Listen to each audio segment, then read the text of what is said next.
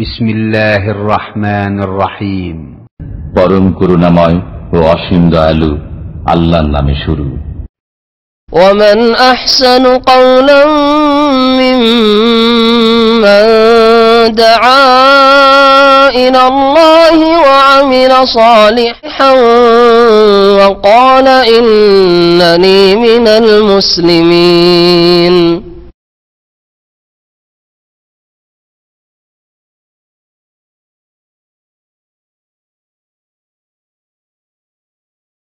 السلام عليكم ورحمة الله وبركاته. إن الحمد لله نحمده ونستعينه ونستغفره ونعوذ بالله من شرور أنفسنا ومن سيئات أعمالنا من يهده الله فلا مضل له ومن يضلله فلا هادي له وأشهد أن لا إله إلا الله وحده لا شريك له وأشهد أن محمدا عبده ورسوله صلى الله تعالى عليه وعلى آله وصحبه وسلم تسليما كثيرا. يا أيها الذين آمنوا اتقوا الله حق تقاته ولا تموتن إلا وأنتم مسلمون. يا أيها الناس اتقوا ربكم الذي خلقكم من نفس واحدة وخلق منها زوجها وبث منهما رجالا كثيرا ونساء واتقوا الله الذي تساءلون به والأرحم إن الله كان عليكم رقيبا. يا أيها الذين آمنوا اتقوا الله وقولوا قولا سديدا يصلح لكم أعمالكم ويغفر لكم ذنوبكم ومن يطع الله ورسوله فقد فاز فوزا عظيما. أما بعد فإن خير الحديث كتاب الله وخير الهدي هدي محمد صلى الله عليه وسلم وشر الأمور محدثاتها وكل محدثة بدعة وكل بدعة ضلالة وكل ضلالة في النار. أعوذ بالله من الشيطان الرجيم. يا أيها الذين آمنوا اركعوا واسجدوا واعبدوا ربكم وافعلوا الخير لعلكم تفلحون. وعن عمر رضي الله تعالى عنه قال قال رسول الله صلى الله عليه وسلم إنما الأعمال بالنيات وإنما لكل امرئ ما نوى فمن كانت هجرته إلى الله ورسوله فهجرته إلى الله ورسوله ومن كانت هجرته لدنيا يصيبها أو امرأة يتزوجها فهجرته إلى ما هاجر إليه. أخرجه البخاري. সম্মানিত ভাতৃমণ্ডলী এবং পর্দার আড়ালের মা এবং বোনেরা, আল্লাহ পাক রব্বুল আলমিনের সমস্ত প্রশংসা যে আল্লাহ পাক রব্বুল আলমিন একক, যে আল্লাহ পাক মানুষকে সৎ জীবন যাপন যাতে করতে পারে এই উদ্দেশ্যে তাদের জন্য আম্বিয়া রসুল পাঠিয়েছেন, তাদের জন্য আল্লাহ পাক আসমানি কিতাব নাজিল করেছেন, তাদের জন্য করণীয় বর্জনীয় সব কিছুর সীমানা হদুদ নির্ধারিত করেছেন। আল্লাহ পাক রব্বুল আলমিনের এক বড় রহমত যে আল্লাহ পাক মানুষকে সৃষ্টি করে গরু ছাগলের মতো পশু পাখির মতো ছেড়ে দেননি, বরং এদেরকে ভালো মন্দ বুঝিয়ে দেওয়ার জন্য, জানিয়ে দেওয়ার জন্য আল্লাহ পাক রব্বুল আলমিন তার শরীয়ত নাজিল করেছেন ওহির আকারে। শেষ ওহি কোরআনে করিম এবং রাসূলুল্লাহ সাল্লাল্লাহু আলাইহি ওয়াসাল্লামের হাদিস। এর মাধ্যমে মানুষ, নারী হোক অথবা পুরুষ হোক, প্রত্যেকের কেমন জীবনযাপন হওয়া উচিত, জীবনের প্রত্যেকটি ক্ষেত্রে কেমন তাদের চলাফেরা হওয়া উচিত, ইবাদতের ক্ষেত্র কেমন হওয়া উচিত, আকীদা বিশ্বাস কেমন হওয়া উচিত, তাদের আখলাক চরিত্র কেমন হওয়া উচিত, কি করণীয় তাদের, কি বর্জনীয় তাদের, কি করা তাদের জন্য আবশ্যক আর কি করা তাদের জন্য হারাম, কি কি কাজ করলে বা কি রকম জীবন যাপন করলে আল্লাহ পাক রব্বুল আলামিন সন্তুষ্ট হবেন, আর কি ধরনের কাজে লিপ্ত হলে আল্লাহ পাক অসন্তুষ্ট হবেন, জাহান্নামে যেতে হবে, এসব কিছু আল্লাহ পাক রব্বুল আলামিন তার বিশেষ দয়ায় খাস রহমতে মানব জাতিকে জানিয়ে দিয়েছেন। বলেন আলহামদুলিল্লাহ যে আল্লাহ পাক আমাদেরকে গরু ছাগলের মতো সৃষ্টি করে ছেড়ে দেননি, আমাদের ওপর রহম করেছেন যে আমাদের হেদায়েতের জন্য নবী মুহাম্মদুর রাসূলুল্লাহ সাল্লাল্লাহু আলাইহি সাল্লামকে পাঠিয়েছেন। কোরআনুল কারীম আল্লাহ পাক রব্বুল নাযিল করেছেন।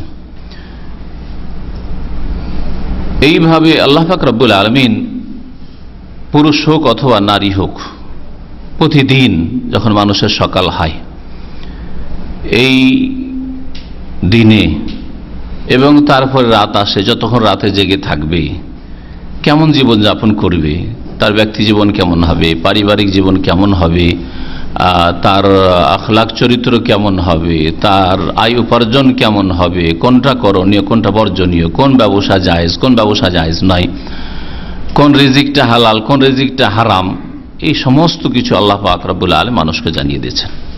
একের অপরের সাথে কি সম্পর্ক হবে তো আল্লাহ পাক জানিয়ে দিয়েছেন।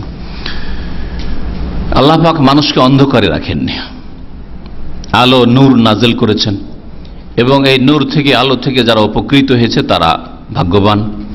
আর যারা এই নূর থেকে আলো নেওয়ার চেষ্টা করেনি অন্ধকারেই থেকে গেছে, অন্ধকারে থেকে গেছে। আমাল্লাম ইয়াজআলিল্লাহু লাহু নূরান ফামা লাহু মিন নূর। আল্লাহ পাক যদি কাউকে তার নূরের কাছে যাওয়ার তৌফিক না দেন, নূর থেকে আলো নেওয়ার উপকৃত হওয়ার তৌফিক না দেন, তাহলে তাকে কেউ আল্লাহর নূর দিতে পারে না, আল্লাহ নূর দিয়ে কেউ উপকৃত করতে পারে না। তো আমরা যারা মোটামুটি ভুলভ্রান্তির সাথেই হোক দিন মোতাবেক চলার চেষ্টা করছি, আল্লাহ পাকের আমাদের শুকরিয়া আদায় করা উচিত। আর যাদের জীবনে ঘাটতি রয়েছে তাদের, আর প্রত্যেকের জীবনে ঘাটতি রয়েছে, কারো বড় বড় ঘাটতি রয়েছে, ফরজ ওয়াজিবের ক্ষেত্রে ঘাটতি রয়েছে, হারাম নাজায়েজে লিপ্ত হয়ে ইসলামের অনেক কিছুই নষ্ট করছে বা নিজের ঈমান আমল নষ্ট করছে, তাদের সতর্ক হওয়া উচিত। এখনো সময় আছে আপনার হাতে, সংশোধনের রাস্তা আল্লাহর সামনে যাওয়ার খোলা আছে, তওবার রাস্তা খোলা আছে। সালাত এবং সালাম নাযিল হয়ে নবী মুহাম্মদ রাসূলুল্লাহ সাল্লাল্লাহু আলাইহি সাল্লামের উপর, যার মাধ্যমে আল্লাহ পাক রব্বুল আলামিন তার দ্বীনকে মানব জাতি পর্যন্ত সুন্দররূপে পৌঁছে দিয়েছেন, কোনো কথাই অস্পষ্টতা রাখেননি। নবী করিম সাল্লাল্লাহু আলাইহি সাল্লামকে আল্লাহ পাক অত্যন্ত ব্যাপক অর্থপূর্ণ বাণী বলার, পেশ করার তৌফিক দান করেছেন, স্পেশাল ক্ষমতা দান করেছিলেন। নবী করিম সাল্লাল্লাহু আলাইহি সাল্লামের বৈশিষ্ট্য ছিল উতীত জাওয়ামিউল কালিম, আমাকে অল্প কথায় অনেক কথা বলার গুণ দেওয়া হয়েছে, তৌফিক দেওয়া হয়েছে। যিনি অল্প কথায় অনেক কথা বোঝাতে সক্ষম ছিলেন আল্লাহর পক্ষ থেকে, তিনি আমাদের রাসূল সাল্লাল্লাহু আলাইহি ওয়াসাল্লাম। সুতরাং দিন বুঝার ক্ষেত্রে না কোরআন বোঝা মুশকিল, না রাসূলুল্লাহ সাল্লাল্লাহু আলাইহি ওয়াসাল্লামের বাণী হাদিস বোঝা মুশকিল, কারণ এ হচ্ছে আল্লাহ পাকের পক্ষ থেকে ওহী, যা অত্যন্ত সুস্পষ্ট। আমাদের আজকের বিষয়বস্তু বিশেষভাবে মা বোনদের সাথে সম্পর্কিত, তবে যেসব বিষয়গুলি পেশ করা হবে সেসব বিষয়ের প্রত্যেকটির ক্ষেত্রেই ভাইয়েরাও উপকৃত হতে পারবে। অধিকাংশ বিষয়গুলি রয়েছে যেগুলো পুরুষ নারী সকলের জন্যই প্রযোজ্য, সকলেই করে থাকে। আর কিছু কিছু কাজ রয়েছে যে কাজগুলির ক্ষেত্রে হয়তো ক্ষেত্র আলাদা আলাদা, পুরুষরা এক ক্ষেত্রে কাজ করে থাকে আর মহিলারা আর এক ক্ষেত্রে কাজ করে থাকে। সেই জন্য যেমন মা বোনরা উপকৃত হতে পারবেন আজকের আলোচনা থেকে, বিশেষভাবে তাদের জন্যই আলোচনা আমি পেশ করছি, যারা এখানে হাজির হয়েছেন তাদের জন্য, আর যারা দূর থেকে শুনছেন এখন অথবা আগামীতে শুনবেন বিভিন্ন মাধ্যম দিয়ে, তাদের জন্য বিশেষ করে পেশ করছি। আর ভাইদের জন্য পেশ করছি যেসব বিষয়গুলি আপনাদের সাথেও সম্পর্কিত, আপনারা সেগুলি থেকেও উপকৃত হতে পারবেন।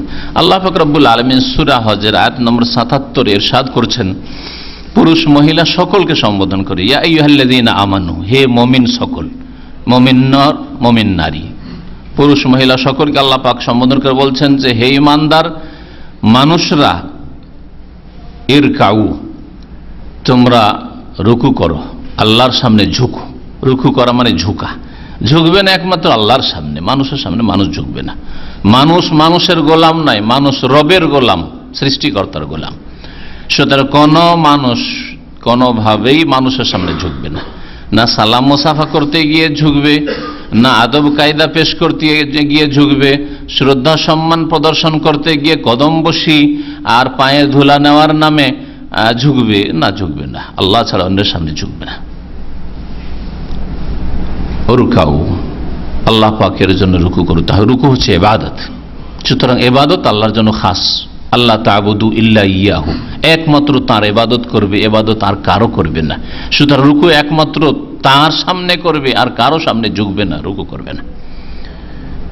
নামাজের ঝুঁকার নাম শুধু রুকু দেবেন, আর আপনি সালাম মুসাফার সময় ঝুঁকে যাবেন, কদম বসি ঝুঁকে গেলেন, পানিয়ে পড়ে গেলেন, আর আরো এইরকম বিভিন্ন প্রণাম করার নামে, আদব পেশ করার নামে আর বিভিন্ন রকম ভাবে ঝুঁকে গেলেন আল্লাহ ছাড়া অন্যের সামনে।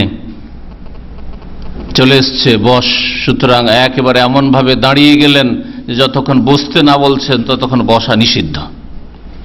সব আল্লাহ ছাড়া অন্যের সামনে ঝুঁকে যাওয়া, যেটা মোটেই জায়েজ নয় কোনো মানুষের জন্য।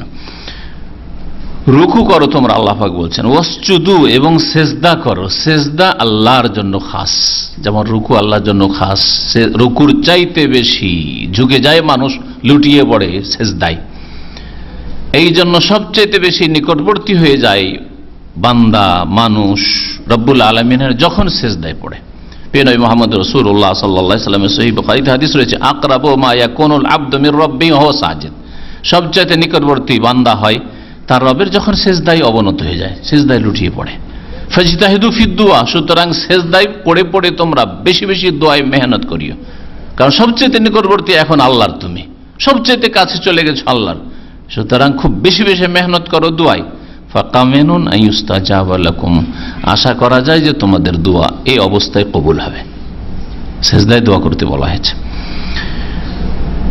আর এই সেজদাকে ভাগ করা চলবে না, যে ইবাদতের সেজদা একরকম ওইটা আল্লাহর জন্য, আর তাজিমের সেজদা আল্লাহর জন্য এবং গায়রুল্লাহর জন্য, পীরের জন্য, মাজার কবরের জন্য, হ্যাঁ ওলির জন্য, না, ভাগ নেই। সেজদা একমাত্র আল্লাহর জন্য। ওয়াবুদু রাব্বাকুম, এবং তোমরা তোমাদের প্রতিপালকের ইবাদত করতে থাকো। আল্লাহ পাক বিশেষ খাস রুকু সেজদা স্পেশাল ইবাদত, খাস ইবাদত। ইবাদত এমন ইবাদত যাতে ইবাদত বন্দেগী স্পষ্ট, এই জন্য সাধারণ কথার আগে খাস ইবাদত রুকু সেজদার কথা উল্লেখ করেছেন। আর তারপরে একটি একটি করে ইবাদত বহু রয়েছে আল্লাহ পাক রব্বুল আলামিনের। দোয়া ইবাদত, জবাই করা ইবাদত, মান্নত মানা ইবাদত, ফরিয়াদ করা ইবাদত, উদ্ধার কামনা করা ইবাদত, অন্তরের ইবাদত রয়েছে, বাচনিক ইবাদত, জিকির আজকার স্মরণ করা ইবাদত, ইত্যাদি ইত্যাদি। বিনয়ী হয় ইবাদত, ইবাদতের শেষ নাই। সুতরাং একটি একটি করে ইবাদত গণানো সম্ভব নয়। তাই আল্লাহ পাক এখন আম কথা বলছেন যে এইরকমই যতগুলি ইবাদত রয়েছে সবগুলি কার জন্য করো? তোমাদের রবের জন্য। তাহলে যেন আল্লাহ বলছেন রুকু করো তোমাদের রবকে, সেজদা করো তোমাদের রবের সামনে, আর ইবাদত করো তোমাদের রবের। ইরকাউ ওয়াসজুদু ওয়াবুদু রাব্বাকুম। ইবাদতের কথা বলার পরে আল্লাহ পাক রব্বুল আলামিন আরো একটা ব্যাপক কথা বলছেন, যাতে জীবনের প্রত্যেকটি ভালো কাজ শামিল, প্রত্যেকটি ভালো কাজ। আর একজন মুসলিম সৎ নিয়ত রাখলে, ইখলাস থাকলে, আল্লাহ পাকের সন্তুষ্টির আশা থাকলে জীবনের প্রত্যেকটি কাজে তার সওয়াব রয়েছে, নেকি রয়েছে। কোনটাই কাজ তার বেকার নয়, এমনকি নিদ্রাতেও তার নেকি রয়েছে যদি নিয়ত সৎ থাকে। নিদ্রা নিছক নিছক শরীরের আরাম, ঘুম, স্বামী স্ত্রী মিলন নিছক দুনিয়াদারি মনে হচ্ছে, তাতেও সওয়াব রয়েছে। নবী করিম সাল্লাল্লাহু আলাইহি সাল্লাম বলেছেন। তাহলে এই দুটো উদাহরণের পরে আর উদাহরণ দেওয়ার প্রয়োজন রয়েছে, যে দুনিয়া রুজি রোজগার করছেন, ব্যবসা বাণিজ্য করছেন, চাকরিতে ডিউটি করছেন, অথবা ছেলে মেয়েদেরকে আপনি স্কুল মাদ্রাসা রেখে আসছেন, আবার হাত ধরে বা গাড়িতে করে নিয়ে আসছেন, ছেলে মেয়েদের জন্য আপনি নাস্তা পানি তৈরি করছেন, দুপুরবেলা খাবার তৈরি করছেন, রাত্রে খাবার দিচ্ছেন, তাদেরকে টাইমে ঘুম দিচ্ছেন, তাদের চিকিৎসার ব্যবস্থা দিচ্ছেন, তার লেবাস পোশাকের ব্যবস্থা দিচ্ছেন, ঠিকভাবে তারা পড়াশোনা করছে কিনা খোঁজ খবর রাখছেন, আদব কায়দা তাদের ঠিক আছে খোঁজ খবর রাখছেন, তাদের নাকি পাওয়া যাবে না? নিছক দুনিয়াদারি মনে হচ্ছে, তাতেও যদি সওয়াব থাকে। ওয়াফি বুদে আহাদিকুম সাদাকা, নবী করিম সাল্লাল্লাহু আলাইহি ওয়াসাল্লাম বলছেন তোমাদের গুপ্তাঙ্গে, তোমাদের লজ্জা স্থানেও সাদকা রয়েছে। হারামে যদি ব্যবহার হতো তাহলে যখন বোঝা হইতো গুনহার, তাহলে যদি হালাল ক্ষেত্রে প্রয়োগ হয়, ব্যবহার হয়, তাহলে কেন তাতে সাদকা হবে না, নাকি হবে না? নবী করিম সাল্লাল্লাহু আলাইহি ওয়াসাল্লাম এই কথা বলেছেন। ওয়াফআলুল খাইর, আল্লাহ বলছেন আম কথা, ওয়াফআলু, যে কোনো ভালো কাজ করো। ইবাদত বন্দেগীর কথা বলার পর আল্লাহ বলছেন ইবাদত বন্দেগী হচ্ছে মানুষের সৎ জীবন, কিন্তু ওর চাইতে ব্যাপক হচ্ছে যে কোনো ভালো কাজ করো, ওয়াফআলুল খায়র, যে কোনো ভালো কাজ করো। এটা লোকে ভালো কথা বললেও, ভালো কাজ করলেন আপনি, ভালো ব্যবহার করলেও, হাসি মুখে দেখা সাক্ষাৎ হইল, ভালো কাজ করলেন আপনি, রাস্তা দিয়ে যাচ্ছিলেন আপনি, তার জন্য সংকীর্ণ রাস্তা, একটু আপনি সাইড হয়ে গেলেন যাতে করে সেও রাস্তা পায়। এমন না যে দল বেঁধে 5 জন 7 জন যাচ্ছেন, গোটা রাস্তাটাই আপনার ব্লক করেছেন, সামনে যারা আছে তাদের জন্য কোনো রাস্তা নেই, নিচে নামো না। ওয়াফআলুল খায়র।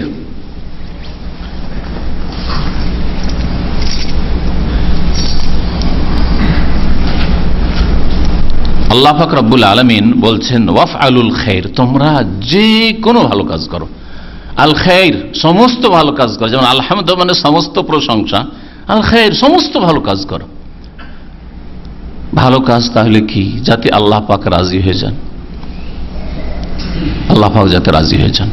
আল্লাহর হকের ক্ষেত্রে যে আকীদা, যে ইবাদতে আল্লাহ রাজি হন, মানুষের সাথে আচার আচরণের ক্ষেত্রে যাতে আল্লাহ পাক সন্তুষ্ট হন আপনার আচরণের উপর, সেগুলি হচ্ছে খায়র, ভালো,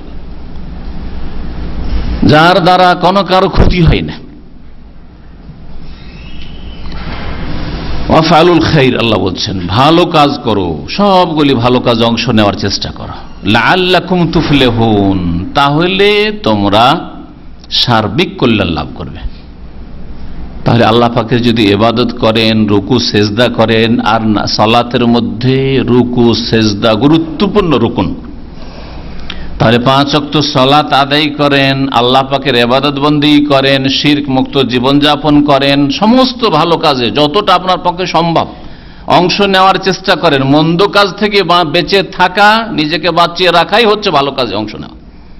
কমের পক্ষে আপনি জীবনে কোনো মন্দ কাজে যান না, বেশি কিছু ভালো না করতে পারলেও মন্দ কাজে আপনি থাকেন না কখনো, মন্দ জায়গায় আপনার অবস্থান নেই, কোনো অংশ নেই মন্দ কাজে।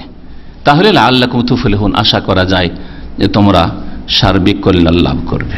কত ব্যাপক কথা এই আয়াত, সূরা হজ আয়াত নম্বর 77।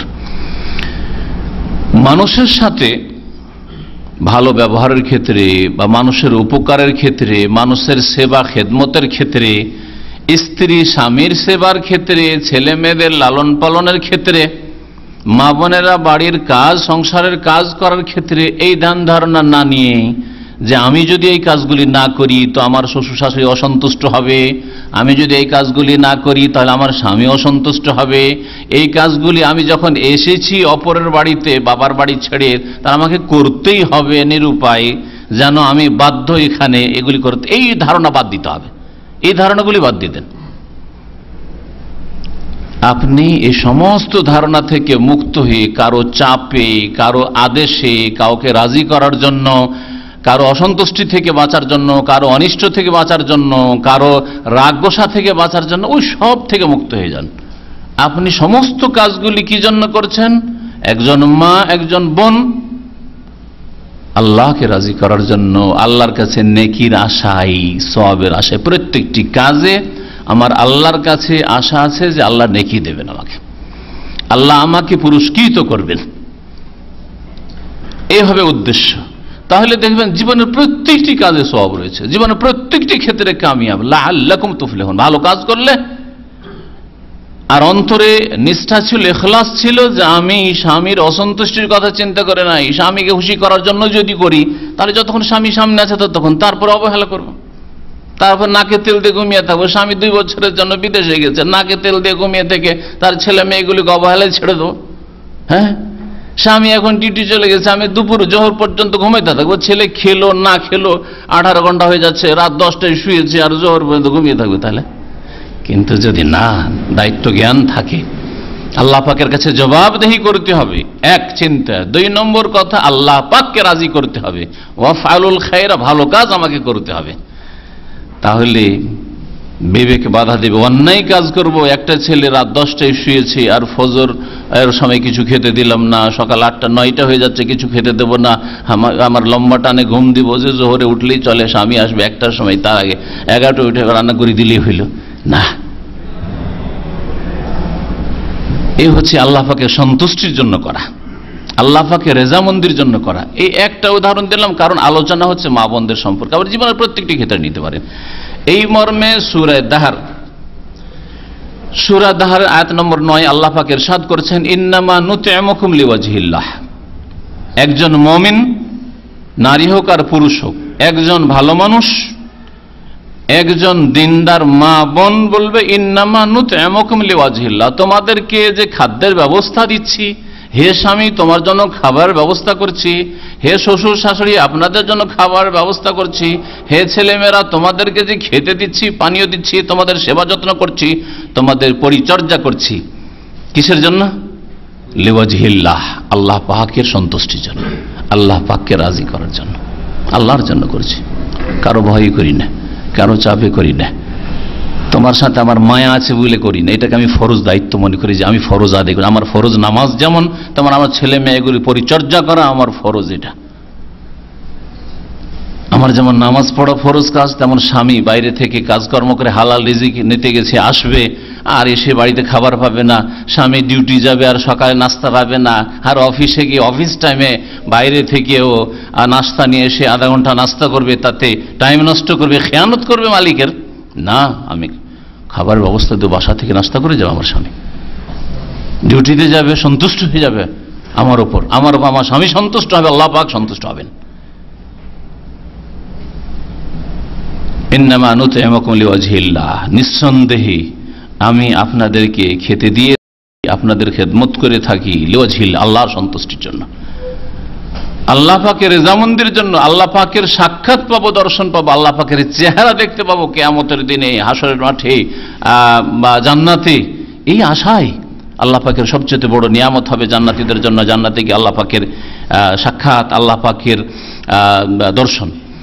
লা নুরিদু মিনকুম জাযাআন, আপনাদের কাছে কোনো বদলা চাই না, যে আমি খুব ভালো কাজ দেখাবো, স্বামীকে সন্তুষ্ট করব, স্বামী সন্তুষ্ট আমার জন্য ভালো ভালো অলংকারের ব্যবস্থা দেবে, আমাকে খুব আদর করবে, ভালোবাসবে। না না, লা নুরিদু মিনকুম জাযা, বদলা চাই না, যে আমি তোমার বাড়ির কাজ খুব ভালো করে করি, তোমার বাপ মায়ের খুব খেদমত খুব ভালো করে করি, সেই জন্য আমার উপর তুমি খেয়াল রাখবে, ওই দুনিয়াদারি আমার মধ্যে নাই।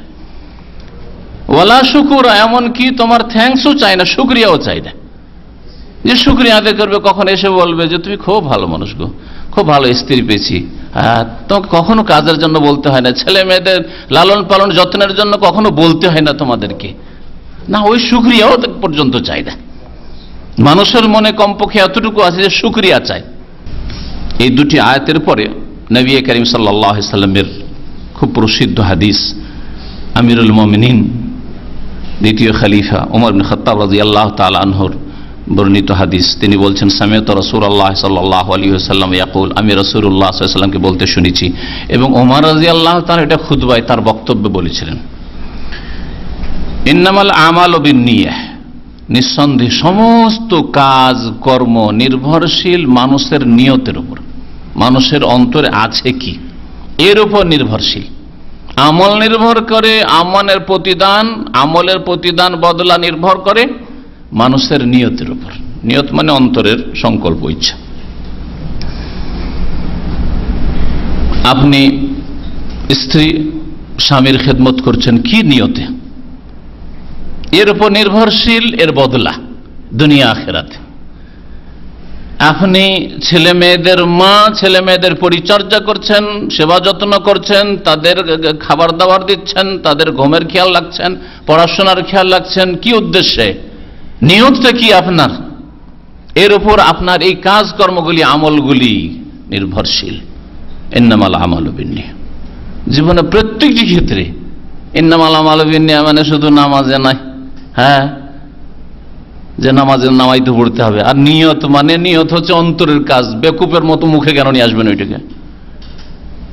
আরে ভাই, মুখ দিয়ে খায় আর জিহ্বা স্বাদ বুঝে। আপনি যদি বলেন যে নাক তোকে এইখান দিয়ে ঢুকাবো আর তোকে স্বাদ বুঝতে হবে, তো আপনার মতো পাগল কেউ আছে? তো ওই রকমই যারা মুখে নামাইতে পড়ে ওই পাগলেরা। মুখ তো আসলে নিয়তের জায়গা, নিয়তের জায়গা হচ্ছে কলব, হৃদয়। ইন্নামাল আমালু বিন্নিয়াহ। আর শুধু নামাজের ক্ষেত্রে নামাইতে পড়তে হবে? নামাজের পরে আকিমুস সালাত ওয়া আতুজ যাকাত, যাকাত দেন না হয়তো কেন পড়েন না? আবার যাকাতটাই গ্যাপ থাকলো আবার রোজার জন্য নামাইতে পড়ে, নামাইতানা সুমা গাদান, হ্যাঁ হজের জন্য। আর মহিলাদের হেজাবও তো ফরজ, পর্দা করা ফরজ, যখন বোরকাটা পড়ছেন মহিলারা তখন কেন নামাইতে পারেন না? ছেলে মেয়েদের খেতে দেওয়া ফরজ, হ্যাঁ, স্বামীর খেদমত করা ফরজ, তখন কেন নামাইতে পারেন না? তখন কোথায় নামাইতে গেল? বিদাতীদের চোখ যাতে খুলে সেই জন্য এই উদাহরণগুলি দিয়ে বলছে, না হলে এগুলো আপনি সাধারণ জ্ঞান কমন সেন্সে ধরতে পারবেন যে শুধু 2-3টা কাজে নামাইতে পড়তে হবে। আর দুনিয়ার সমস্ত ইবাদত বন্দেগী তো নেক কাজ, জিকির আজকার সুবহানাল্লাহ সুবহানাল্লাহ ওর জন্য নামাইতে পড়তে হবে না? জিকির আজকার করছেন, আলহামদুলিল্লাহ পড়ছেন, লা ইলাহা ইল্লাল্লাহ পড়ছেন, লা হাওলা ওয়ালা কুওয়াতা ইল্লা বিল্লাহ আজকার পড়ছেন, ইবাদত নয়? ওর জন্য নামাইতে পড়তে হবে, নামাইতুল আজকারা বলতে হবে না? সকালের জিকির নামাইতু জিকির আজকার আস-সাবাহে, সন্ধ্যার নামাইতু আজকার আল মাসায়ে পড়তে হবে না? দুরূদ পড়া ইবাদত নয়? হ্যাঁ, নবীর উপর দুরূদ পড়ার নিয়ত করছি, কেন পড়ে না? নামাইতান উসাল্লি আলা নবী সাল্লাল্লাহু আলাইহি সাল্লাম, কেন বানাইনি গদ বাঁধা? কোরআন এবং হাদিসে থাকলে সবগুলি থাকতো। নিয়ত হচ্ছে অন্তরের কাজ। ইন্নামাল আমালু বিন্নিয়াত, সমস্ত কাজ কর্ম, মসজিদের কাজ হোক ইবাদত বন্দেগী, আর বাড়ির কাজ হোক, আর আপনার ডিউটিতে গিয়ে হোক, ব্যবসা বাণিজ্যই হোক, আর রাষ্ট্র পরিচালনায় হোক, যে কোনো ক্ষেত্রে হোক না কেন, বিবাহ শাদী হোক আর তালাক হোক, বিবাহের ক্ষেত্রে ফিট করেন আপনি। ইন্নামাল আমালু বিন্নিয়াত, মানুষের কর্ম নির্ভর করে তার নিয়তের উপর। আপনি বিয়ে করেছেন কি উদ্দেশ্যে? নিয়ত কি এটাই যে এখানে একটা ফিলিপাইনে বিয়ে করি, যতদিন আছি একটু আমোদ ফুর্তি করি, আর পর আমি বাংলাদেশ ও ফিলিপাইন? হ্যাঁ, কি নিয়তে বিয়ে করেছেন আপনি? বিয়ে করেছেন হারাম থেকে বাঁচার জন্য, স্থায়ীভাবে যাতে আমাদের দাম্পত্য জীবনটা গড়ে ওঠে, সুন্দর হয়, এই স্ত্রীকে নিয়ে চিরকাল করে খাবো এই নিয়তে, না টেম্পোরারি ওই রাফেজিদের মতো মোতা কন্ট্রাক্টের বিয়ে, হ্যাঁ, 5 স্টার হোটেলের জেনা? ইন্নামাল আমালু বিন্নিয়াত, মানুষের কর্ম, বিবাহ নির্ভর করে নিয়তের উপর, সবকিছুই নির্ভর করে, আমল মানে কর্ম, যে কোনো কর্ম নির্ভর করে নিয়তের উপর। আলোচনা করেছিলাম মা বোনদের ব্যাপারে, সেই জন্য সেই দিকে আমি নিয়ে যাচ্ছি আপনাদের। নবী করিম সাল্লাল্লাহু আলাইহি ওয়াসাল্লাম আরো বলছেন, ওয়া ইন্নামা লিকুল্লি ইমরিইন মা নাওয়া, প্রত্যেক মানুষ, নারী হোক আর পুরুষ হোক, তাই ভাবে যার নিয়ত করবে। যেই নিয়ত করছেন যে কোনো কাজে, সেই পাবেন আপনি, দুনিয়াতেও পাবেন, আখিরাতেও পাবেন। আল্লাহ পাক ওই অনুপাতে আপনার কাজে বরকত দেবেন। আপনার নিয়তটা কি? আপনার নিয়ত যদি সৎ থাকে, আল্লাহর সন্তুষ্টি থাকে, পরকালের মুক্তি থাকে, তো তাই পাবেন।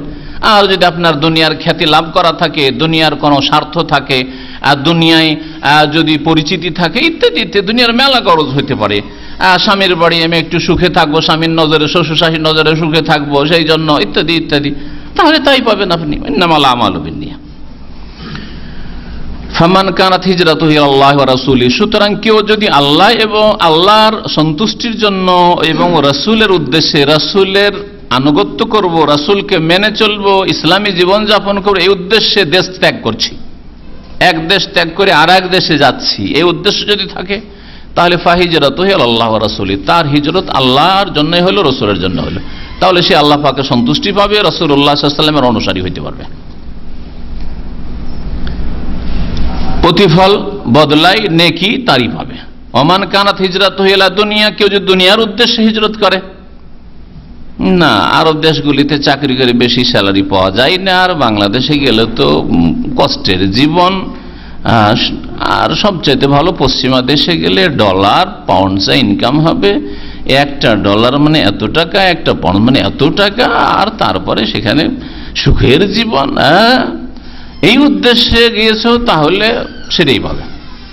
এরকমই বিবাহ শাদীর ক্ষেত্রেও, দুনিয়ার জন্য যাচ্ছ না বিয়ে শাদী করার জন্য যাচ্ছ, না আল্লাহ সন্তুষ্টির জন্য যাচ্ছ, যে এখানে ইমান আমল ঠিক রাখা যায় না, আকীদা ঠিক রাখা যায় না, ইবাদত বন্দেগী ঠিক রাখা যায় না, আখলাক চরিত্র ঠিক রাখা যায় না, ছেলে মেয়েরাকে এখানে ঠিক রাখা সম্ভব নয়, ছেলে মেয়েরা হাত ছাড়া হয়ে যাচ্ছে পশ্চিমা সভ্যতায় যেমন, কারণ সাবালক সাবালিকা হইলে পুরো স্বাধীনতা আছে, কোনো চাপ সৃষ্টি করতে পারবেন না। সুতরাং আমি আমাকে বাঁচাবো, আমার ছেলে মেয়েদেরকে বাঁচাবো, তাদের ইমান আমল বাঁচাবো, চলো হিজরত করা। সুখের দেশ থেকে, দুনিয়ার ক্ষেত্রে সুখের দেশ ইউরোপ আমেরিকা ছেড়ে চলে আসেন, বাংলাদেশ চলে আসছেন, যে আরব দেশে কোনো জায়গায় চাকরি করি চলে আসছেন, নিজের দেশে যেখানে যার দেশ আছে। কি উদ্দেশ্য হিজরত করার? যেই রকম নিয়ত থাকবে সেই রকমই ফল পাবে, নবী করিম সাল্লাল্লাহু আলাইহি ওয়াসাল্লাম বলেছেন। একজন মা এবং বোন দৈনিক যে কাজগুলি করে তাতে তার ইসলামিক জীবন কেমন হবে, দুনিয়ার কাজ করে সেটাকে ইবাদতে রূপান্তরিত করা যেতে পারে। যে কথাটি বোঝানোর জন্য এই নিয়তের কথা বলছিলাম, ইখলাসের কথা বলছিলাম, আল্লাহ সন্তুষ্টির জন্য করবেন, পরকালের মুক্তির জন্য করবেন, এই বিষয়গুলো বলছিলাম। জীবনে সব সময় নেকির আশা রাখবেন, আর নেকি দেন আল্লাহ। মানুষকে নেকি দেন কে? আল্লাহ। সুতরাং নেকির আশা যখন রাখবেন, কার কাছে আশা রাখবেন? আল্লাহর কাছে আশা রাখবেন। কোনো মানুষের কাছে কোনো আশা নেই, চাওয়া পাওয়া কোনো মানুষের কাছে, স্বামীর কাছে কোনো চাওয়া পাওয়া নেই, ছেলে মেয়েদের কাছে কোনো চাওয়া পাওয়া নেই যে ছেলে মেয়েগুলো কষ্ট করে মানুষ করি, আজকে কষ্ট করে স্কুলে পাঠাচ্ছি, কষ্ট করে খাওয়াচ্ছি, বড় হবে আমরা বুড়ো বুড়ি হয়ে যাব, তখন আমাদের দেখবে। অধিকাংশ মুসলিমদের এইরকম উদ্দেশ্য যে ছেলে মেয়ে মানুষ করলে আগামীতে এগুলো আমার সাহারা হবে, এরাই আমার আশা ভরসা। আল্লাহর উপর ভরসা কোথায় গেল? ছেলে মেয়েদের উপর ভরসা।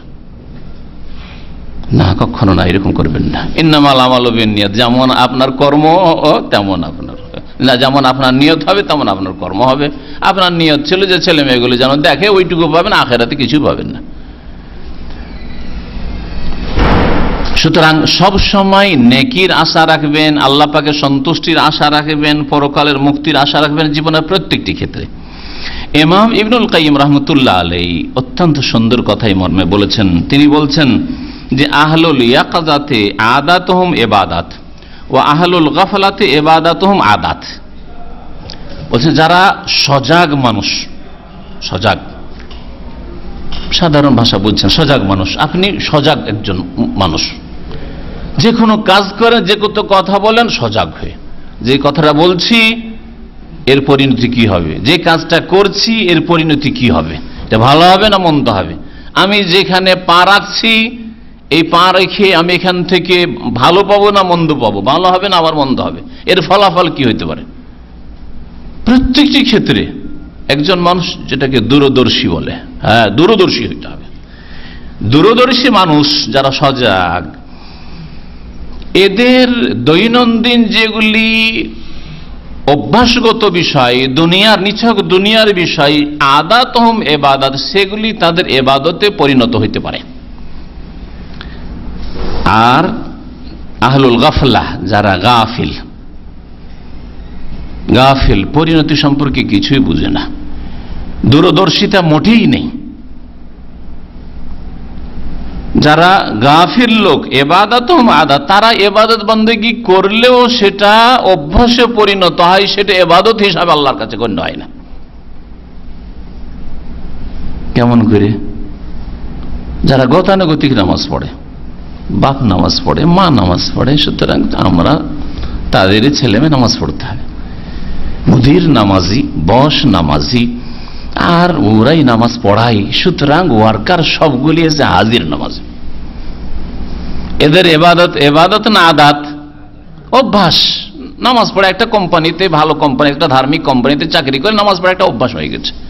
ভালো পরিবারে চোখ খুলেছিলাম, জন্ম নিয়েছিলাম, সেই জন্য বাপ মা নামাজ পড়তো, তাই নামাজ পড়ে একটা অভ্যাস হয়েছে। এবাদত হয়নি, আসলে এবাদত বলে কবুল হয়নি, কারণ উদ্দেশ্য এবাদত ছিল না, উদ্দেশ্য আল্লাহ সন্তুষ্টি ছিল না, উদ্দেশ্য পরকালের মুক্তি ছিল না, উদ্দেশ্য ছিল যে চাপের মুখে আছে, হ্যাঁ, অথবা দুনিয়ার বড় টোপ আছে সেটা হাসিল করতে হবে। নামাজ না পড়লে কল্যাণ নেই, নামাজ না পড়লে টার্গেট পুরা হবে না, দুনিয়ার গরজে। সুতরাং তাদের ইবাদতগুলি দুনিয়ার অভ্যাসে পরিণত হয়েছে। অসৎ লোক, গাফিল লোকদের অবস্থা এরকম, যারা আল্লাহ থেকে গাফিল, পরকাল থেকে গাফিল, আহলুল গাফলা। আর যারা সজাগ লোক, দুনিয়া কর্মক্ষেত্র, আখেরাত বদলার জগৎ, জান্নাত জাহান্নাম দুটো স্থান আছে, কোনখানে আমি যাব, সজাগ, দূরদর্শিতা আছে। দূরদর্শিতা মানে শুধু দুনিয়ার লাভ বুঝে এইরকম নয়, আজকাল আবার দূরদর্শী মানে দুনিয়া বুঝলেই দূরদর্শী হয়ে যায়, আর আখেরাত কিছুই বুঝে না, আখেরাত কিছু জানে না। দুনিয়াও বুঝে, দুনিয়ায় এর সাথে মারামারি করছে, এর ফলটা কি হবে, আমি যে মারবো তো ও তো আরেকবার মারতে পারে, তো আমার মারাতে কিছুই না হইতে পারে, ও মারতে মরেও যেতে পারে।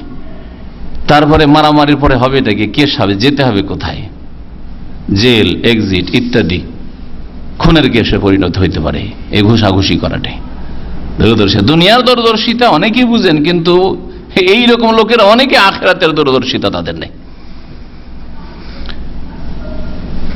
যারা সজাগ মানুষ, দুনিয়াও বুঝে আর আখেরাতও বুঝে, দুনিয়ার ক্ষেত্রেও দূরদর্শী আর আখেরাতের ক্ষেত্রেও দূরদর্শী, তাদের দুনিয়ার কাজগুলি, নিছক দুনিয়াদারিগুলি ইবাদতে পরিণত হয়ে যায়।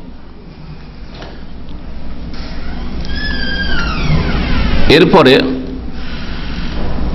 আলোচনা করব যে একজন মা বোন দৈনিক সকাল থেকে শুরু করে সন্ধ্যা আবার বিছানা আসা পর্যন্ত, বিছানা ছাড়া থেকে শুরু করে বিছানা আসা পর্যন্ত কিভাবে নিজের জীবনটাকে ইসলামী জীবন করতে পারে।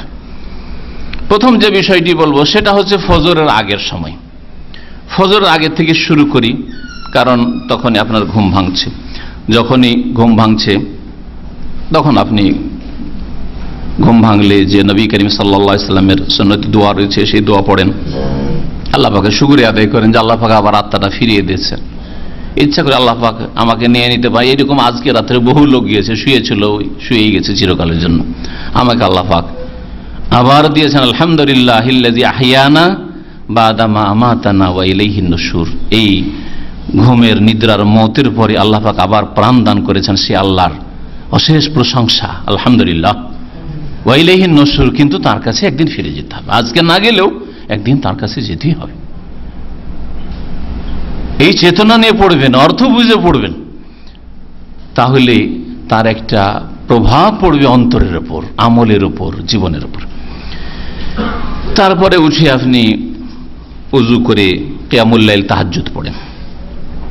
সবচেয়ে ভালো, তাহাজ্জুদ ফরজ না হলেও একজন নেক মানুষের উত্তম চরিত্র হচ্ছে যে তার মধ্যে তাহাজ্জুদের গুণ থাকবে, যে তাহাজ্জুদের গুণ আজকাল অধিকাংশ মুসলিম থেকে সরে গেছে। যারা নামাজিও, দিন শিখছেও, তাদের অধিকাংশ মানুষ, অথচ একটু বেশি না পারলে আজকালকার জামানে আধা ঘন্টা, আরে ফরজ নামাজকে হালকা করে দিয়েছেন, সুন্নতকেও হালকা করে দিয়েছেন, তাহাজ্জুদ একটু হালকা করার অসুবিধা কি? গুনাহ তো আর হবে না, এই তো আর ফরজ নামাজ নয়। হ্যাঁ, আধা ঘন্টাতেই পড়েন আপনি, 40 মিনিটেই পড়েন, কিন্তু তাহাজ্জুদ পড়তে অভ্যস্ত হন।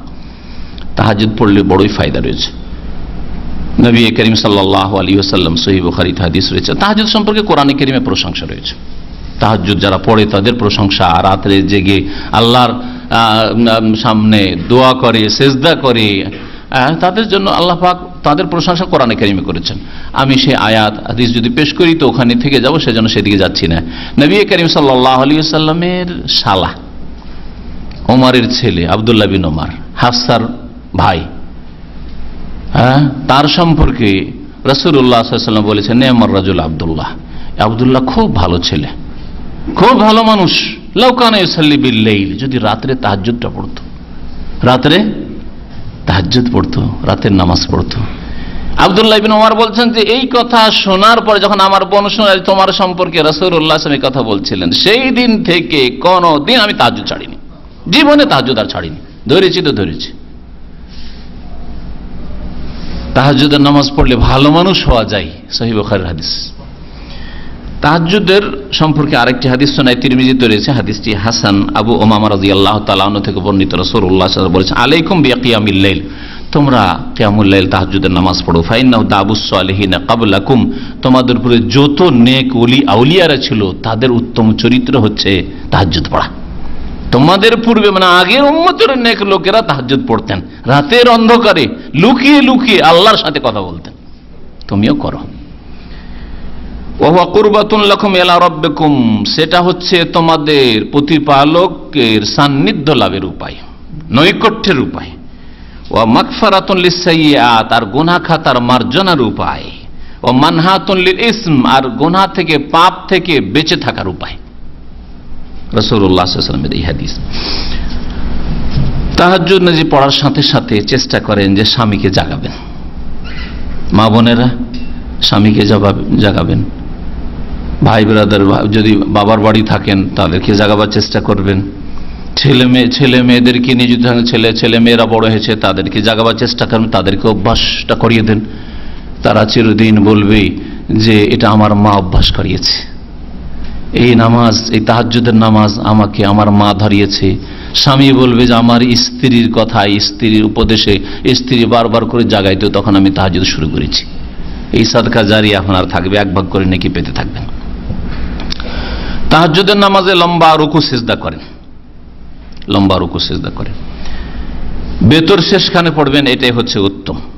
যদি ঘুম ভাঙবে না এরকম আশঙ্কা না থাকে তাহলে বেতর শেষখানে পড়বেন। আর যদি আশঙ্কা এরকমই থাকে যে বেশিরভাগ ঘুম ভাঙে না আর ফজর আজান হয়ে যায়, তাহলে বেতর পড়ে শুয়ে যাবেন, পরে জোড়া জোড়া পড়বেন। তারপরে ফজরের আজানের আগে বসে যান দোয়া ইস্তেগফারে, দোয়া করেন। এই সময় আল্লাহ পাক রব্বুল আলামিন প্রথম আকাশে নেমে আসেন, সহিহ বুখারী মুসলিমের হাদিস। ইয়ানজুলু রাব্বুনা তাবারাকা ওয়া তাআলা কুল্লা লাইলাতিন ইলা সামাইদ দুনিয়া, প্রত্যেক রাতে আল্লাহ পাক রব্বুল আলামিন প্রথম আকাশে নেমে আসেন। আল্লাহ পাকের অবতরণ, আল্লাহ পাকে নেমে আসে আল্লাহ পাকের মতো। তাই বলা কেউ বুঝলো না সেজন্য অস্বীকার, না না না না, আল্লাহ পাকে নেমে আসা তার মানে আল্লাহ পাকের আরশ কুরসি খালি হয়ে যাওয়া, এই কথা তোমাকে কল্পনা করতে কে বললো? আল্লাহ বলেছেন, তার রাসূল বলেছেন। হ্যাঁ, তুমি তাহলে নিজের সাথে তুলনা করলে যে আমি চেয়ারটায় বসেছিলাম, উঠে চলে গেলাম, তখন আমার চেয়ার কুরসি খালি হয়ে গেল। তাহলে নিজের সাথে তুলনা করলে আল্লাহ বলছে ফালা তাযরিবু লিল্লাহিল আমসাল, আল্লাহর কোনো সাদৃশ্যতা নেই, আল্লাহ পাকের কারো সাথে তুলনা করিও না।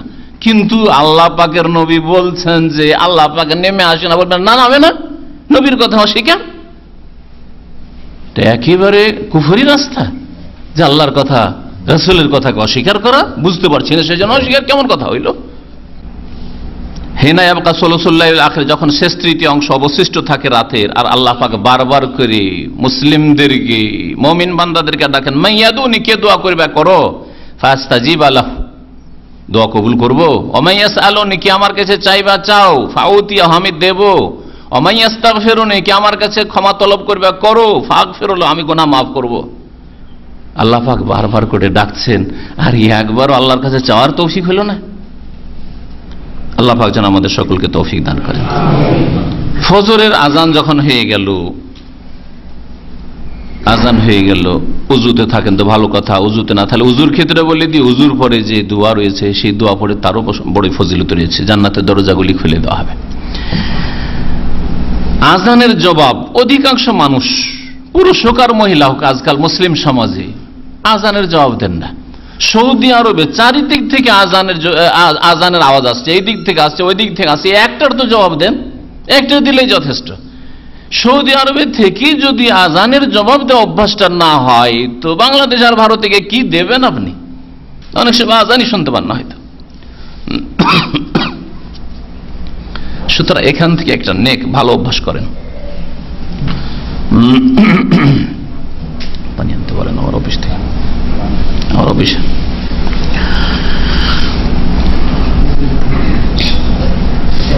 আজানের পরে আজানের জবাব দেন, আর আজানের পরে আপনি নবী করিম সাল্লাল্লাহু আলাইহি সাল্লাম থেকে যে দোয়া বর্ণিত বা প্রমাণিত সেই দোয়া পড়েন। আপনি নবী করিম সাল্লাল্লাহু আলাইহি সাল্লামের উপর দুরূদ পেশ করবেন, দুরূদ ইব্রাহিম, তার ফজিলত রয়েছে। আর তারপরে আপনি দোয়া পড়বেন, আল্লাহুম্মা রাব্বা হাযিহি দাওয়াতি তাম্মা সালাতিল কায়িমাতি মুহাম্মাদিল ওয়াসিলাতু ওয়াল ফাযিলা ওয়া বা'সুহু মাকামান মাহমুদা আল্লাযী ওয়া'দা। এই দোয়া যদি পড়েন তাহলে কি পাবেন বলেন? এটা ছোট্ট দোয়া পড়লেন, আজানের জবাব দিলেন, ছোট্ট একটা দোয়া পড়লেন, কি পাবেন? হাল্লাত লাহু শাফাআতি ইয়াউমাল কিয়ামা, সহিহ বুখারী হাদিস, আমার সুপারিশ, শাফাআত ওই ব্যক্তির জন্য, ওই মায়ের জন্য, ওই বোনের জন্য অবধারিত হয়ে যাবে, ফরজ হয়ে যাবে। তাহলে আপনি রাসূলুল্লাহ সাল্লাল্লাহু আলাইহি ওয়াসাল্লাম সুপারিশ পাবেন, যেমন তেমন কথা নয়।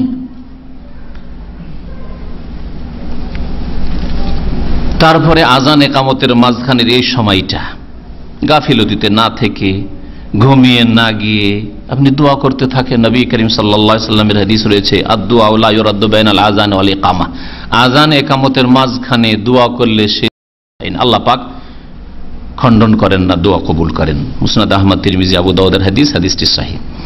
তারপরে ফজরের জন্য মা বোনদেরকে বলবো, ফজরের জন্য স্বামীকে জাগান যদি না জেগে থাকে। অনেক গাফেল স্বামী রয়েছে যে আপনার আগে হয়তো জাগে না, হ্যাঁ জাগাবেন তো জাগবেন, স্বামীকে জাগান।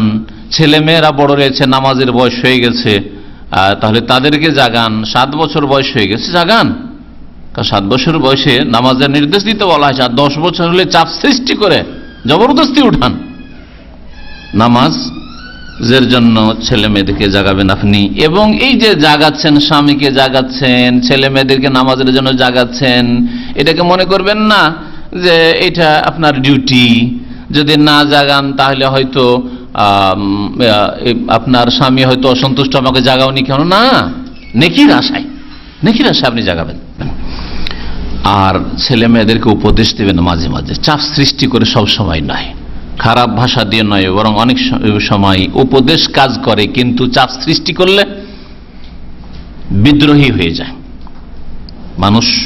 বিশেষ করে যারা নতুন নতুন অবস্থা আছে, এখন কচি কাঁচা, এরাকে যদি চাপ সৃষ্টি করেন তো বিদ্রোহী হয়ে যাবে। ওকে যদি বুঝিয়ে বলেন, হ্যাঁ, উপদেশমূলক কথা বলেন, তো হয়তো গ্রহণ করবে। এক একজনের মধ্যে এক একটা গুণ রয়েছে। নবী করিম সাল্লাল্লাহু আলাইহি ওয়াসাল্লাম হাদিস, ওয়ালাউ ইয়ালামুনা মা ফিল আতামাতি ওয়াসুবহি, মানুষ যদি জানতো যে এশার নামাজের কি ফজিলত আর ফজর নামাজের কি ফজিলত, লা আতাউহুমা ওয়ালাউ হাবওয়ান, তাহলে যদি চলতে না পারে, খোড়া লোক হয়, পাছাই ভর দিয়ে বা হামাগুড়ি দিয়েও আসবে। অচল, দাঁড়াতে পারেন না, হামাগুড়ি দিয়ে আসবে বা পাছা ভর দিয়ে মসজিদে পৌঁছিবে। মুত্তাফাক বুখারী মুসলিমের হাদিস। নবী করিম সাল্লাল্লাহু আলাইহি ওয়াসাল্লাম সুসংবাদ দিয়েছেন, যারা অন্ধকারে মসজিদ আসে, বাশশারিল মাশাইনা ফিয যালাম, যারা অন্ধকারে হেঁটে মসজিদে আসে, ইলাল মাসাজিদ বিন-নূরিত তাম ইয়াউমাল কিয়ামা, কিয়ামতের দিন তাদের জন্য পূর্ণাঙ্গ আল্লাহ পাকের নূর রয়েছে, আল্লাহ পাক নূর দান করবেন হাশরের মাঠে। তিরমিজি, আবু ইবনে মাজাহ হাদিস, হাদিসটি সহিহ। ফজরের সুন্নাত আপনি পড়েন, মা বোন আপনারা তো বাসাতেই পড়বেন, আর পুরুষরাও যদি বাড়িতে পড়েন এই সুন্নত, ছেলেরা বাড়িতে পড়েন, যাদের জন্য মসজিদে ফরজ নামাজ পড়ার জন্য যেতে হবে, বাড়িতে যদি পড়েন বা বাসায় পড়েন, তো এতে বেশি নেকি রয়েছে। নবী করিম সাল্লাল্লাহু আলাইহি ওয়াসাল্লামের হাদিস, আফযালু সালাতিল মারই ফি বাইতিহি ইল্লাল মাকতুবা, সর্বোত্তম নামাজ পুরুষ লোকদের নিজের বাড়িতে, ইল্লাল মাকতুবা, তবে ফরজ নামাজ, ফরজ বাড়িতে চলবে না। পুরুষদের জন্য ফরজ বাড়িতে চলবে, ইল্লাল মাকতুবা, আর মহিলাদের ফরজ, সুন্নাত, নফল সমস্ত নামাজ বাড়িতে পড়া। ওয়া বুয়ুতুহুন্না খায়রুল লাহুন্না, নারীদের জন্য তাদের বাড়িতে নামাজ পড়া উত্তম, যে কোনো নামাজ। ফজরের 2 রাকাত নামাজ, এর যে কত ফজিলত, সহিহ মুসলিমের হাদিস, রাকাতাল ফজরে খায়রুম মিনাদ দুনিয়া মা ফিহা, ফজরের 2 রাকাত সুন্নাত দুনিয়া এবং দুনিয়াতে যা আছে সব কিছুর চাইতে উত্তম। দুনিয়াতে কত নেতৃত্ব, আর কত দেশ, আর কত দেশের শক্তি, আর তাদের দেশে কত কি আছে সম্পদ, সমস্ত কিছুর চাইতে উত্তম হচ্ছে ফজরের 2 রাকাত নামাজ। নবী করিম সাল্লাল্লাহু আলাইহি ওয়াসাল্লামের কথা, আপনি একজন মুসলিম, একদিকে দুনিয়ার গদি, হ্যাঁ, আর আরেকদিকে 2 রাকাত নামাজ সারা পৃথিবীর গদির চাইতে ভালো। তা গদির জন্য কেন ছুটবো? আখিরাতের জন্য ছোট, জান্নাতের জন্য ছোট। নামাজ যখন শেষ হয়ে গেল, তখন নামাজ পড়েই দৌড় দিলেন আর বিছানায় শুয়ে গেলেন, অথবা আর কিছু করতে লাগলেন না। নামাজ পড়ার পরে মুসাল্লায় বসে যান, যেখানে নামাজ পড়লেন জিকির আজকার করেন, নামাজের পরের যে জিকিরগুলি রয়েছে, তারপরে সকালবেলার বেশ কিছু জিকির আজকার রয়েছে সুন্নতি, সেগুলি পাঠ করেন। তার সাথে সাথে সম্ভব হলে কিছু কোরআন তেলাওয়াত করেন। আল্লাহ পাক সূরা মুজাম্মিলে বলছেন, ফাকরাউ মা তায়াসসারা মিনাল কোরআন, কোরআন থেকে যতটা সহজ হয় পড়ো। এটা শুধু এই নয় যে বিশেষ কোনো জায়গায় ক্ষেত্রে বলা হয়েছে, এটা আম কথা, সাধারণ কথা। ফাকরাউ মা তায়াসসারা মিনাল কোরআন, আপনার আলহামদুলিল্লাহ ডিউটি নাই, অল্প ডিউটি, তা আপনি একটু বেশি কোরআন পড়েন। কারো একটু ভারী ডিউটি আছে, কম পড়বে একটু, হ্যাঁ, কারো শরীর অসুস্থ আছে, একটু কম তেলাওয়াত করবে। আল্লাহ সুস্থ রেখেছেন, আল্লাহ বড় নিয়ামত দান করেছেন, তো আপনি বেশি কোরআন তেলাওয়াত করেন। তারপরে যখন সূর্য উঠে যাবে, সূর্য ওঠার পরে বসে থাকেন। সবচাইতে উত্তম হচ্ছে, মা বোনদের জন্য হোক আর পুরুষের হোক, সব ক্ষেত্রে কিন্তু উত্তম হচ্ছে যে মসজিদে বসে থেকে পুরুষরা, আর মুসাল্লায় যায় নামাজে যেখানে নামাজ পড়লেন মা বোনেরা, বসে থাকেন সূর্য ওঠা পর্যন্ত। সূর্য ওঠা যাওয়ার পরে কাছাকাছি 20 মিনিট আর অপেক্ষা করেন, কারণ সূর্য ওঠার যে টাইমটা আজকাল লেখা হচ্ছে সেটা ঠিক সূর্য যে সময় উঠছে ওই সময়ের কথা। তাহলে পুরোপুরি সূর্যটা উঠতে 20 মিনিটের মতো লাগতে পারে। এই জন্য ওলামারা বলছেন যে আপনি 20 মিনিট পরে ইশরাকের সালাত পড়তে পারেন। যে ইশরাকের অপর নাম হচ্ছে সালাতুদ দুহা, চাস্তের নামাজ, এটা ফার্সিতে দুহাকে চাস্ত বলা হয়। আর এরই আরেক নাম হচ্ছে সালাতুল আওয়াবিন, আল্লাহ অভিমুখীদের নামাজ। মাগরিব পরে আওয়াবিনের নামাজ নেই, এটা বিদাতি কথা।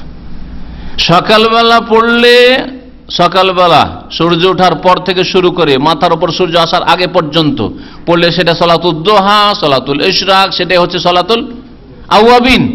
কিন্তু আওয়াবিনের নামে মাগরিব পর যদি পড়েন তার সুন্নত হবে না, নেকি পাওয়া যাবে না, বিদাত হবে না। মান আমিলা আমালান লাইসা আলাইহি আমরুনা ফাহুয়া রাদ্দুন। যদি কেউ এমন কোন আমল করে, আমল করলো নামাজ পড়লে, কিন্তু নবী করিম সাল্লাল্লাহু আলাইহি সাল্লামের আদর্শ না। নবী সাল্লাল্লাহু আলাইহি ওয়াসাল্লাম আদর্শ হচ্ছে যখন উটের বাচ্চার পায়ে গরম লাগতে লাগে, রৌদ্র উঠে সকাল 8টা 9টা 10টা এই সময়গুলিতে, ওই সময়টা হচ্ছে সলাতুল আওয়াবিন হিনা তারমিজুল ফিসাল।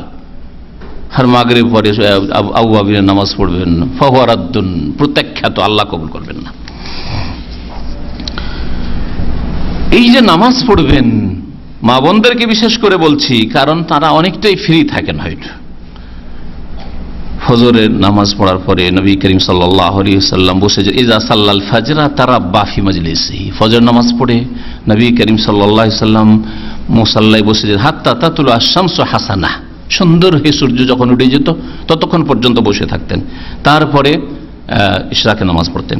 নবী সাল্লাল্লাহু আলাইহি ওয়াসাল্লাম ইশরাকে নামাজের ফজিলত সম্পর্কে বলছেন, মান সাল্লাল গাদাতা ফি জামাতিন, যে ব্যক্তি ফজর নামাজ জামাতে পড়লো, সুম্মা কাদা ইয়াজকুরুল্লাহ, তারপর আল্লাহ পাকের জিকির আজকার করতে থাকলো, হাত্তা তাতুলা শামস, সূর্য ওঠা পর্যন্ত, সুম্মা সাল্লা রাকাতাইন, সূর্য উঠে যাওয়ার পরে 2 রাকাত নামাজ পড়ে, কানা লাহু কাজরে হাজ্জাতিন ওয়া উমরাতিন তাম্মাতিন তাম্মাতিন তাম্মা, 3 বার করে তাম্মা বলেছেন। নবী সাল্লাল্লাহু আলাইহি ওয়াসাল্লাম বলছেন, যেই ব্যক্তি 2 রাকাত নামাজ পড়ে সূর্য ওঠার পরে, তার 1 হজ 1 উমরার পূর্ণ পূর্ণ পূর্ণ নেকি হবে। নবী করিম সাল্লাল্লাহু আলাইহি ওয়াসাল্লাম বলছেন, হাদিস তিরমিজিতে রয়েছে, হাদিসটিকে আল্লামা নাসির আলবানী সহিহ বলেছেন। এই সালাতুল দুহা সম্পর্কে আরো শুনেন এর ফজিলত, সহিহ মুসলিম আছে। নবী করিম সাল্লাল্লাহু আলাইহি ওয়াসাল্লাম থেকে আবু যার রাদিয়াল্লাহু তাআলা বর্ণনা করছেন, বলছেন যে রাসূলুল্লাহ সাল্লাল্লাহু আলাইহি ওয়াসাল্লাম বলেছেন, ইউসবিহু আলা কুল্লি সালামিন কুল্লি আহাদিকুম সাদাকা, প্রত্যেক মানুষের প্রত্যেকটা যে অঙ্গ প্রত্যঙ্গ রয়েছে, জোড় গ্রন্থি শরীরের, এখানে একটা জোড় আছে, এই যে এইখানে জোড়, এইখানে জোড়, তাই না? কতগুলি জোড় আমাদের আছে, যে জায়গাগুলি মোড়াচ্ছে অঙ্গ প্রত্যঙ্গের শেষ, তারপরে ভিতরে কত যে অঙ্গ প্রত্যঙ্গ পার্টস আছে, আল্লাহ পাকের নিয়ামত দেওয়া আছে, সুবহানাল্লাহ। আর গাড়ির পার্টস 2 বছর 4 বছরের গাড়ি হয় না, খারাপ হয়ে যায়, কিন্তু একজন মানুষের আল্লাহ পাকের সৃষ্টি করা পার্টস 60 বছর 70 বছর 80 বছর 100 বছর, অনেক সময় কোনো কিছুই খারাপ হয় না, কোনো অপারেশন হয়নি, আলহামদুলিল্লাহ আলহামদুলিল্লাহ। কত বড় আল্লাহ পাকের নিয়ামত। নবী করিম সাল্লাল্লাহু আলাইহি ওয়াসাল্লাম বলছেন যে প্রত্যেকটা অঙ্গ যে মানুষের রয়েছে তার পক্ষ থেকে 1 টাকা করে সাদকা প্রত্যেক সকালে হওয়া উচিত। সকাল হচ্ছে প্রত্যেক অঙ্গ প্রত্যঙ্গের তরফ থেকে 1 টাকা করে সাদকা করো। ফাকুল্লু তাসবিহাতিন সাদাকা, প্রত্যেকটা তাসবিহ সাদাকা। তাহলে সুবহানাল্লাহ সুবহানাল্লাহ সুবহানাল্লাহ পড়লেন, সাদকা হইল, কিছু অঙ্গের সাদকা আদায় হইল। ওয়া কুল্লু তাহমিদাতিন সাদাকা, আর প্রত্যেক আলহামদুলিল্লাহ সাদাকা, আলহামদুলিল্লাহ আলহামদুলিল্লাহ আলহামদুলিল্লাহ পড়লেন, বেশ কিছু সাদকা হয়ে গেল। ওয়া কুল্লু তাহলিলাতিন সাদাকা, প্রত্যেক লা ইলাহা ইল্লাল্লাহ লা ইলাহা ইল্লাল্লাহ পড়লেন, সাদাকা। সম্মিলিত নয়, চিৎকার করে নয়, এগুলো হচ্ছে বিদাতি তরিকা। আপনি একা একা মনে মনে আপনি আস্তে আস্তে জিকির আজকার করবেন। জি, ওয়া কুল্লু তাকবীরাতিন সাদাকা, আর প্রত্যেক তাকবীর হচ্ছে সাদাকা। তাহলে অঙ্গ প্রত্যঙ্গের তরফ থেকে কত সাদকা হচ্ছে। আল্লাহ যেমন অনেক অঙ্গ প্রত্যঙ্গ শরীরে দিয়েছেন, তেমন অনেক সাদাকা আপনি করেন। ও আমরুন বিল মারুফের সাদাকা, সারা দিনে অনেক ভালো ভালো কথা বললে মানুষকে। আর ওয়ান্নাহিউন আনিল মুনকার সাদাকা, আর অন্যায় কাজে বাধা দিলে অনেক মানুষকে, ছেলে মেয়েদেরকে অন্যায় বাধা দিলে, পাড়া প্রতিবেশী আত্মীয় স্বজন যেখানে থাকো সেখানে, যেখানে চাকরি করো সেখানেও ভালো কাজের জন্য উৎসাহিত করলে, অন্যায় কাজ সম্পর্কে সতর্ক সাবধান করলে, এগুলি তোমার সাদাকা হইল। ওয়ায়ুজজিউ মিন যালিকা রাকাতান ইয়ারকাহুমা মিনাদ দুহা। এই এতগুলি বিভিন্ন রকমের সাদাকা বলার পরে নবী করিম সাল্লাল্লাহু আলাইহি ওয়াসাল্লাম বলছেন, যদি বেশি না পারো তো কমের পক্ষে 2টা রাকাত নামাজ পড়ে নাও। এই যে শরীরে অঙ্গ প্রত্যঙ্গগুলি রয়েছে, সমস্ত অঙ্গ প্রত্যঙ্গের তরফ থেকে সাদকা হয়ে যাবে। চিন্তা করেন আপনি, ওয়ায়ুজজিউ মিন যালিকা, এই যে অঙ্গ প্রত্যঙ্গগুলি রয়েছে এর সাদকা হিসাবে যথেষ্ট হবে কি, রাকাতানে 2 রাকাত নামাজ। ইয়ারকাহুমা মিনাদ দুহা, যে দোহার সময় যে 2 রাকাত নামাজ আদায় করতে পারবে। হাদিসটি সহিহ মুসলিমের। মা বোনদেরকে বলছি, এর সাথে সাথে আপনি এই নিয়ত, সৎ নিয়ত সারাদিন ধরে সৎ নিয়ত রাখেন। যে কোনো কাজে উঠছেন, বসছেন, চলছেন, ফিরছেন, এখানে গেলেন, ওখানে গেলেন, বাড়ি পরিষ্কার করলেন, যা কিছুই করছেন আপনি প্রত্যেকটি কাজে নেক নিয়ত রাখেন যে আল্লাহ তোমার কাছে এই ঝাড়ু দিয়ে পরিষ্কার করে যেন নেকি পাই, আমি ক্লিন করে যেন নেকি পাই, থালা বাসন ধুয়ে নেকি পাই, আমি এই কাপড় চোপড় ধুয়ে যেন নেকি পাই। সবকিছুতে আপনি নেকির আশা করবেন, দেখবেন আল্লাহ পাক রব্বুল আলামিন নেকি দিয়ে ভরপুর করে দেবেন, দুনিয়া আখিরাতে আল্লাহ পাক সুখী করবেন। তারপরে সকালবেলার এইসব কাজ হইল। এরপরে যখন দেখছেন যে স্বামীর ডিউটির সময় হয়েছে, তার আগে স্বামীকে সহযোগিতা করবেন ডিউটিতে যাওয়ার জন্য। তার কাপড় চোপড় কোথায় আছে, এদিক সেদিক হয়ে আছে, কোথায় ধুয়ে রেখে দিয়েছেন। স্বামীকে যদি খোঁজ করতে হয় তখনই তার মাথা গরম হইতে লেগেছে, তাই না? দেশে প্যান্টটা ওইখানে পায়জামা এক জায়গায় আছে, আর এক রুমে আছে পাঞ্জাবি বা শার্ট আছে বা জুব্বা আছে, আর এক জায়গায় রাখা আছে তার মোজা, আর এক জায়গায় জুতা। এই করতে করতে এখান থেকেই তো মাথা গরম। তো এই গরম মাথা নিয়ে গিয়ে ও চাকরি করতে গিয়ে ভালো করে আসবে, ও ভাঙচুর করে আসবে, সম্পর্ক খারাপ করে আসবে, তাই না? মাথাটাকে ঠান্ডা করে পাঠাইতে হবে। সবকিছু যদি রেডি দিয়ে দেয়, রেডিমেড, সামনে জুতা সামনে হাজির, মোজা হাজির, জুব্বা হাজির, কাপড় চোপড় যা যে লেবাস পরে যায় সবকিছু হাজির। তার আগে নাস্তা হাজির। অনেক ভাইদেরকে দেখা যায় ডিউটি করতে আসে, জীবনে মনে হয় নাস্তা খেতে পায় না, আসার পরে ওই ক্লিনার ভাইদেরকে বলে যে জিপ স্যান্ডউইচ, আরবি হইলে আরবিতে বললে যে একটা স্যান্ডউইচ নিয়ে এসো, আর না হইলে উর্দু ভাষী বাংলা ভাষী হইলে যাও ভাই একটা স্যান্ডউইচ নিয়ে এসো। বড় আফসোস লাগে, কেন একটা নাস্তা দেওয়া যেত না? এটা হালকা নাস্তা দেওয়া যাবে না? আর যেসব ভাইরা সারাদিন ধরে এক টাইম ডিউটি করেন, দুই বেলা নয়, দুপুরে ফিরবেন না, তাদের স্ত্রীদেরকে এই চিন্তা রাখা উচিত যে আমার স্বামীকে নাস্তা তো সকালের দিলাম, তার সাথে দুপুরের জন্য কিছু বেঁধে দিই। আর বেঁধে দেবেন তো বাসি মাসি দিয়ে না, যে কালকের তৈরি করা আছে ওইটা বেঁধে দিয়ে দিলেন। এটা হলো একটা তরিকা। দিলেন দুপুরের খাবার, কিন্তু ওই গতকালকে পরশু আছে, ফ্রিজ আছে, গরম করে দিয়ে দিলাম। আর সকালবেলা যদি বলেন না না তোমাকে বাসি কেন খাবো, আমি সকালে গরম ভাত তোমাকে রান্না করে তোমাকে টিফিনে দেবো, তুমি দুপুরে খাবে, কত খুশি হবে চিন্তা করেন তো দেখি, কত খুশি হবে চিন্তা করেন দেখি। ও ডিউটি করবে কিন্তু সব সময় স্ত্রীকে স্মরণ করবে আল্লাহর পরে, সুবহানাল্লাহ। আমি বলছি রাতের খাবার দাও, রাত্রি তরকারিতে বলছেন না এখন তোমাকে তাজা রান্না করে দেবো। কি খাবে না খাবে, কোথায় খাবে না খাবেন না, আমি রান্না করে দেবো তোমাকে।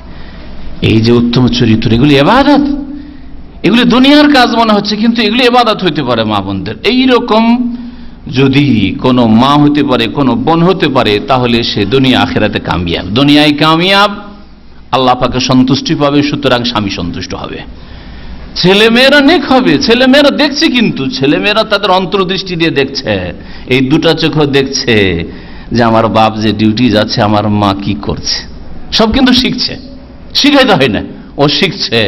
না আমার আম্মা বসে বসে আমার আব্বাকে খাওয়াচ্ছে, জুতাটা এগিয়ে দিচ্ছে, মোজাটা এগিয়ে দিচ্ছে, জামা কাপড় এগিয়ে দিচ্ছে, জামা কাপড় আয়রন করা আছে কিনা সেই চিন্তা আছে। অনেক আলেমদের কথা শুনি, সুবহানাল্লাহ। এক ভাই বলছেন যে জীবনে আমি কোনদিন আয়রন করে পাই না আমার স্ত্রীর কাছে, একটা জুব্বা তাই আয়রন করে পাই না, ও আয়রন বাইরে থেকে করে নিয়ে আসবে, তাইলে করে কি এখানে সবকিছুতে রেডিমেড খাবার। আর তারপরে একটা জামা আয়রন করা সপ্তাহে 2-3টে জামা লাগতে পারে, আর কত লাগতে পারে। অসুস্থ থাকে সেটা আলাদা কথা, বলছি না যে ফরজ, কিন্তু অনেক সময় ফরজ এসব জিনিসগুলি। আর মনে রাখবেন যে আপনার স্বামী যে যাচ্ছেন আপনাদের কল্যাণের জন্য যাচ্ছেন, বাইরে যাচ্ছেন হালাল রিজিক নিয়ে আসার জন্য, সুতরাং আপনারও করণীয় রয়েছে। আপনি নেকির আশায় দেবেন, খাবার পেশ করবেন, ভালো আখলাক আচরণ পেশ করবেন যে আমার স্বামী যাবে আমাদের জন্য হালাল রিজিক নিয়ে আসবে, আমার ছেলে মেয়েদের জন্য হালাল রিজিক নিয়ে আসবে। তারপরে ছেলে মেয়েদেরকে মাদ্রাসা পাঠাবেন, সেই ক্ষেত্রেও আপনি নেকির আশা রাখবেন এবং তাদের সার্বিক যেসব প্রয়োজন সেসব প্রয়োজন পুরা করবেন। কাপড় চোপড়ের ক্ষেত্রে হোক, নাস্তার ক্ষেত্রে হোক। অনেক মায়েরাকে দেখা যায় ছেলে মেয়েদেরকে টাকা ধরিয়ে দিল, রিয়াল বা টাকা ধরিয়ে দিল, যা তুই মাদ্রাসা স্কুলে নাস্তা করে দিবি, খালি বাসি পেটে পাঠিয়ে দিল। আরে গরিবের কালে বাসি পেটে আমরা পড়েছি, বাসি পেটে আমরা পড়েছি, সেটা অভাবের কারণে, বা হয়তো গ্রামাঞ্চল অভ্যাস ছিল না, সকাল 9টা না হইলে খাবার পাবো না, আর সকাল 7টায় মাদ্রাসা যেতে হবে, সুতরাং না খেয়ে যেতে হবে, সেটা আলাদা কথা। কিন্তু আজকাল দিনে 5 বার 7 বার তো খাচ্ছে মানুষ। আর আপনার ছেলেটাকে ঘুম থেকে উঠিয়ে 2টা রিয়াল ধরাই দিলেন আর যাও স্কুলে যা, না এটা আপনার জন্য উচিত নয়। ছেলে মেয়েদেরকে তাজা ভালো নাস্তা খাওয়ান, বাজারের নাস্তার চাইতে অনেক ভালো নাস্তা আপনার নাস্তা হবে। এই যে ভালো পরিচর্যা করবেন, ভালো সেবা যত্ন করবেন, ভালো প্রোডাকশন হবে। এবং এই কথাগুলি তাদের মগজে নকশা হয়ে থাকবে যে আমার মা আমাদেরকে না খেয়ে স্কুলে মাদ্রাসায় যেতে দিত না, সুতরাং সে মায়ের কদর কতটা আমাদের হওয়া উচিত। যদি ইনসানিয়ত মানবতা থাকে, তাহলে ঈমান থাকলে আমল থাকলে তো আরো বেশি কিছু হবে।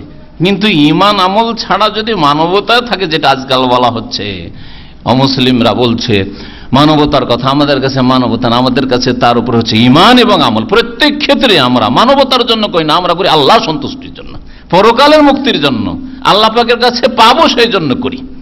ছেলে মেয়েদেরকে আল্লাহ পাকের জিকির আজকারের কথা স্মরণ করাবে, সকালবেলা জিকির কথা, সকালবেলার দোয়াগুলি পড়লে, তারপরে যখন বেরোচ্ছে যদি গাড়িতে চেপে যায় গাড়ির দোয়াটা আপনি শিখিয়ে দেবেন এবং গাড়ির দোয়াটা পড়বে কিনা বলে দেবেন, গাড়ির দোয়া পড়বে কিন্তু, ইত্যাদি ইত্যাদি।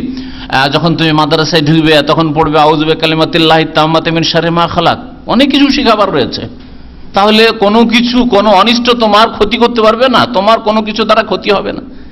স্কুলে গিয়ে মাদ্রাসায় গিয়ে কত লড়াই ঝগড়া মারপিট বা কত রকমের সমস্যা আজকাল কলেজ ইউনিভার্সিটিতে হচ্ছে, রাজনীতি ঢুকে গেছে, ফিরে আসে কিনা ছেলে মেয়ে সেখান থেকে।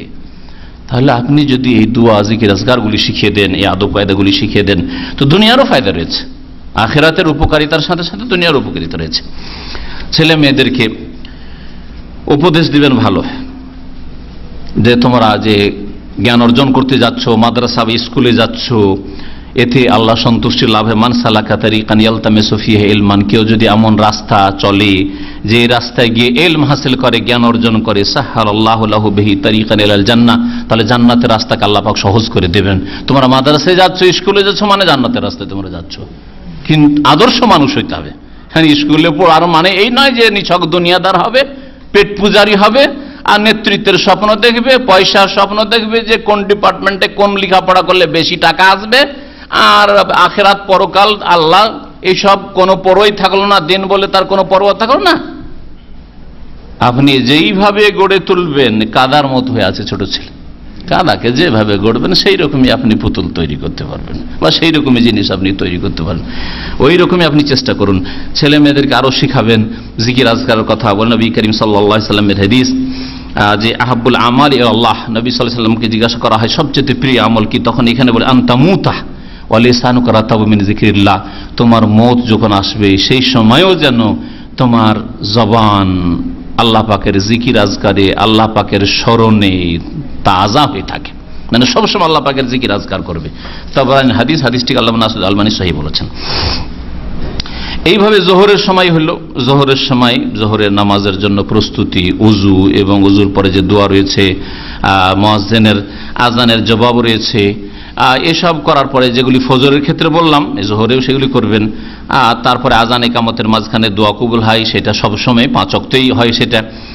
আর তারপরে সুন্নতে রাতে পড়বেন। আজকাল অনেকে সুন্নতগুলির ক্ষেত্রে অবহেলা করে, কেউ অবহেলা করে আর কেউ সুন্নতগুলিকে ফরজের মতো করে। যেই দিন পড়লো সুন্নত সহ পড়লো, আর যেই দিনে পড়লো না। যারা সুন্নত ফরজে পার্থক্য করেন আমাদের দেশের মানুষ যেমন অধিকাংশ, যেই দিন পড়লো না 3 ওয়াক্ত পড়লো, ব্যাস, ফরজটাও নেই, বাকি 2 ওয়াক্তের। আবার কিছু লোকের আছে যে শুধু সারা জীবন ওই ফরজটাই পড়ে, মনে করে যে ব্যাস ফরজ পড়লেই হলো, সুন্নত পড়ে না। না, দুটোই ভুল, দুটোই ভুল। যদিও এক শ্রেণীর লোক বেশি অপরাধী, যারা ফরজ ছেড়ে দিল, 3 ওয়াক্ত পড়লো খুব একবারে ফুল করে, সুন্নত নফল মুস্তাহাব সব দিয়ে, আর 2 ওয়াক্ত 1 ওয়াক্ত ফজরটাই ছেড়ে দিল, তাহলে বড় অপরাধী, গুনাহগার হইতে হবে, জাহান্নামের সম্মুখীন হইতে হবে এই অবস্থায় গেলে। আর যারা সুন্নত নামাজ পড়ে না, শুধু ফরজ পড়ে, তাদের আশঙ্কা আছে যে কখন শয়তান তাদের ফরজে হামলা করে দিবে। কমাইতে কমাইতে কমাইতে হয়তো কখন বলবে যে তুই তো কত আর পড়বি, থাক একটা থাক। শয়তান সুযোগ নেই যে কাকে কিভাবে ঘাইল করতে পারি, কাকে কিভাবে আছাড় দিতে পারে। শয়তান লেগে আছে সবসময়। ইন্না শাইতানা লাকুম আদু শয়তান তোমাদের শত্রু, ফাত্তাখিযু আদুওয়া, শয়তান থেকে সাবধান। সুতরাং ফরজ নামাজটাকে সেভ করার জন্য তার আগে পরে সুন্নত দেওয়া হয়েছে। আগে সুন্নতটা পড়লেন যাতে ফরজ তাকবীর তাহরিমাটা অবশ্যই পাওয়া যায়, পরে আপনি সুন্নত পড়লেন যাতে করে নামাজের পরে জিকির আজকার পড়ে তারপরে সুন্নতটা পড়লেন, সুন্দর হল তাহলে নামাজটা। এই হিকমতের কারণে সুন্নতের রাতেবগুলি আগে পরে দেওয়া হয়েছে। আল্লাহ পাক রব্বুল আলামিন, এছাড়া বহু হিকমত থাকতে পারে। কোরআনে কারীম তেলাওয়াত করবেন। আর এই জোহরের নামাজের যে সুন্নতগুলি রয়েছে বা অন্যান্য সুন্নত রয়েছে, এই সমস্ত সুন্নত সম্পর্কে রাসূলুল্লাহ সাল্লাল্লাহু আলাইহি ওয়াসাল্লামের সহিহ মুসলিমের হাদিস, এই 12 রাকাত সুন্নাত, মান সাল্লাহ ইসনাতাই আশারাতা রাকাতান ফি ইয়াউমিন ওয়া লাইলা, রাত দিনে কেউ যদি 12 রাকাত সুন্নাত আদায় করে, বনিয়া লাহু বিহিন্না বাইতুন ফিল জান্নাহ, এর বিনিময়ে আল্লাহ পাক তাদের জন্য কি করবেন? স্পেশাল একটা জান্নাতে ঘর দেবেন। জান্নাতের ঘর মানে এই নয় যে দুনিয়ার কোনো একটা করে ঘর বা দুনিয়ার একটা বিশাল কোনো প্রাসাদ, না, আল্লাহ পাক রব্বুল আলামিন যে কি দেবেন মানুষের কল্পনার বাইরে। ওয়ালা খাতারা আলা কলবে বাশার, কোন মানুষ কল্পনার জগতে দৌড় দিয়েও চিন্তা করতে পারবে না যে এত সুন্দর ঘর হইতে পারে, এত বড় ঘর হইতে পারে, এত নিয়ামত হইতে পারে। ওয়াইজা রাআইতা সাম্মা রাআইতা নাঈমা ওয়া মুলকান কাবীরা, যখন সেখানে জান্নাতে দেখবি, ওয়াইজা রাআইতা সাম্মা, ওখানে যখন দেখবি, রাআইতা নাঈমান, বহু নিয়ামত দেখবি, বহু নিয়ামত দেখবি, ওয়া মুলকান কাবীরা, বিশাল রাজত্ব দেখবে। সুবহানাল্লাহ। আল্লাহ পাক রব্বুল আলামিন জান্নাতে এত নিয়ামত রেখেছেন। আল্লাহ পাক আমাদের সকলকে যেন জান্নাতুল ফিরদৌস দান করেন, জান্নাতে যাওয়ার মতো আমল করার যেন তৌফিক দান করেন। আল্লাহ পাক যেন আমাদের উপর রহম করেন, গুনাহ খাতা মাফ করেন। তারপরে মাঝে মধ্যে যখনই সকালবেলা কিছু কোরআন তেলাওয়াতের চেষ্টা করবেন, জোহরে কিছু কোরআন তেলাওয়াতের চেষ্টা করবেন। আর মনে রাখবেন, মা বোনদেরকে বিশেষ করে বলছি, কারণ আপনারা অনেক ফুরসতে থাকেন, রান্না হয়ে গেছে বা রান্নার সময় হয়নি, কোনো কাজ নেই, সুতরাং এই সময়গুলোকে কাজে লাগান। আজকাল মহিলারা বিশেষ করে যারা প্রবাসী এখানে এসেছে কোনো কাজ পায় না, এই জন্য সকাল থেকে নিয়ে জোহর পর্যন্ত ঘুমায়, আর কাজই নেই। দিন শিখা নেই, কোরআন শিখা নেই, কোরআন শোনা নেই, কোরআনের তরজমা তাফসির পড়া নেই, ইসলামিক আলোচনা শোনা নেই, কাজের শেষ নেই কাজ করলে। কিন্তু না, কিছুই করবে না, নাকে তেল দিয়ে ঘুমাচ্ছে, কারণ অসুবিধা নাই, ও স্বামী তো বিকেলে আসবে, জোর পরে উঠবে, রান্না করবে। নবী করিম সাল্লাল্লাহু আলাইহি ওয়াসাল্লাম বলেন, মান কারা হারফাম মিন কিতাবিল্লাহ, কোরআনে কারীমের যদি একটা অক্ষর পড়ে, ফালাহু বিহি হাসানা, তাহলে এক নেকি পাবে। ওয়াল হাসানাতু বিআশরি আমসালিহা, আর একটি নেকি 10 গুণ হয়। আলিফ লাম মিম পড়লে একটা হরফ হয় না, বরং আলিফ পড়লে একটা হরফ হয়ে যায়, লাম একটা হরফ হয়, মিম একটা হরফ হয়, তাহলে কত নেকি হইল? আলিফ লাম মিম পড়লে 30 নেকি হইল। আল্লাহ পাকের চাইতে বেশি নেকি দিতে পারেন। আল্লামা নাসির আলম রহমতুল্লাহ হাদিসটিকে সহিহ বলেছেন। তারপরে যখন রান্নাঘরে যাবেন, দুপুরের খাবার তৈরি করবেন, তাতেও আপনি নেকির আশা করবেন। নেকির কাজ করছেন, এমন না যে নামাজ পড়লেন তখন শুধু নেকি, দুয়া জিকির আজকার করলেন তখন নেকি, আর এখন কিচেনে এসছেন সেই জন্য আর নেকি নেই, দুনিয়াদারি করছেন না, এতেও নেকি রয়েছে। আল্লাহর কাছে নেকির আশা, প্রতিদানের আশা রাখবেন যে আল্লাহ এই কাজ করছি তোমাকে রাজি করার জন্য, আমার স্বামীকে খুশি রাখার জন্য, সুখে রাখার জন্য, আর আমার ছেলে মেয়েদের পরিচর্যা সেবা যত্নের জন্য, যাতে তুমি রাজি হও। এবং এই রান্নার সময়টাকেও ভালো কাজে লাগানো যেতে পারে। রান্নার সময় হাত কাজ করছে, জবানটা তো কোনো কাজ করে না, না করে? কোনো কাজ করেন না, হাত কাজ করছে, চোখ কাজ করছে, বাকি জবান তো ফ্রি আছে। সুতরাং জবানটাকে তাসবিহ, তাহলিল, তাহমিদ, আল্লাহ পাকের জিকির আজকার লাগানো যেতে পারে। অথবা জবানটাকে যদি এসব কাজে, কখন এইটা করলেন, আর কিছু সময় কানটা তো ফ্রি আছে, কান দিয়ে তো রান্নার কাজ হয় না, না হয়? হাত দিয়ে হয়, তাই না? চোখ দিয়ে হয়, দেখতে হয় কি অবস্থায় আছে না আছে। কান তো কোনো কাজে লাগে না, তাহলে কানটাকে কাজে লাগান। কোরআন তেলাওয়াত চালু করে দেন, একটু রেডিওতে হোক বা কিছুতে হোক, অথবা আপনি এই করেন, ইসলামিক একটা আলোচনা লাগিয়ে দেন। আজকাল মোবাইল মেমোরি আছে, বেশি কিছু একটা মোবাইল মেমোরিতে 4GB 8GB মেমোরি যদি লাগিয়ে দেওয়া হয়, কিচেনে কাজ চলছে, শুনতে আছেন, কত ফায়দা।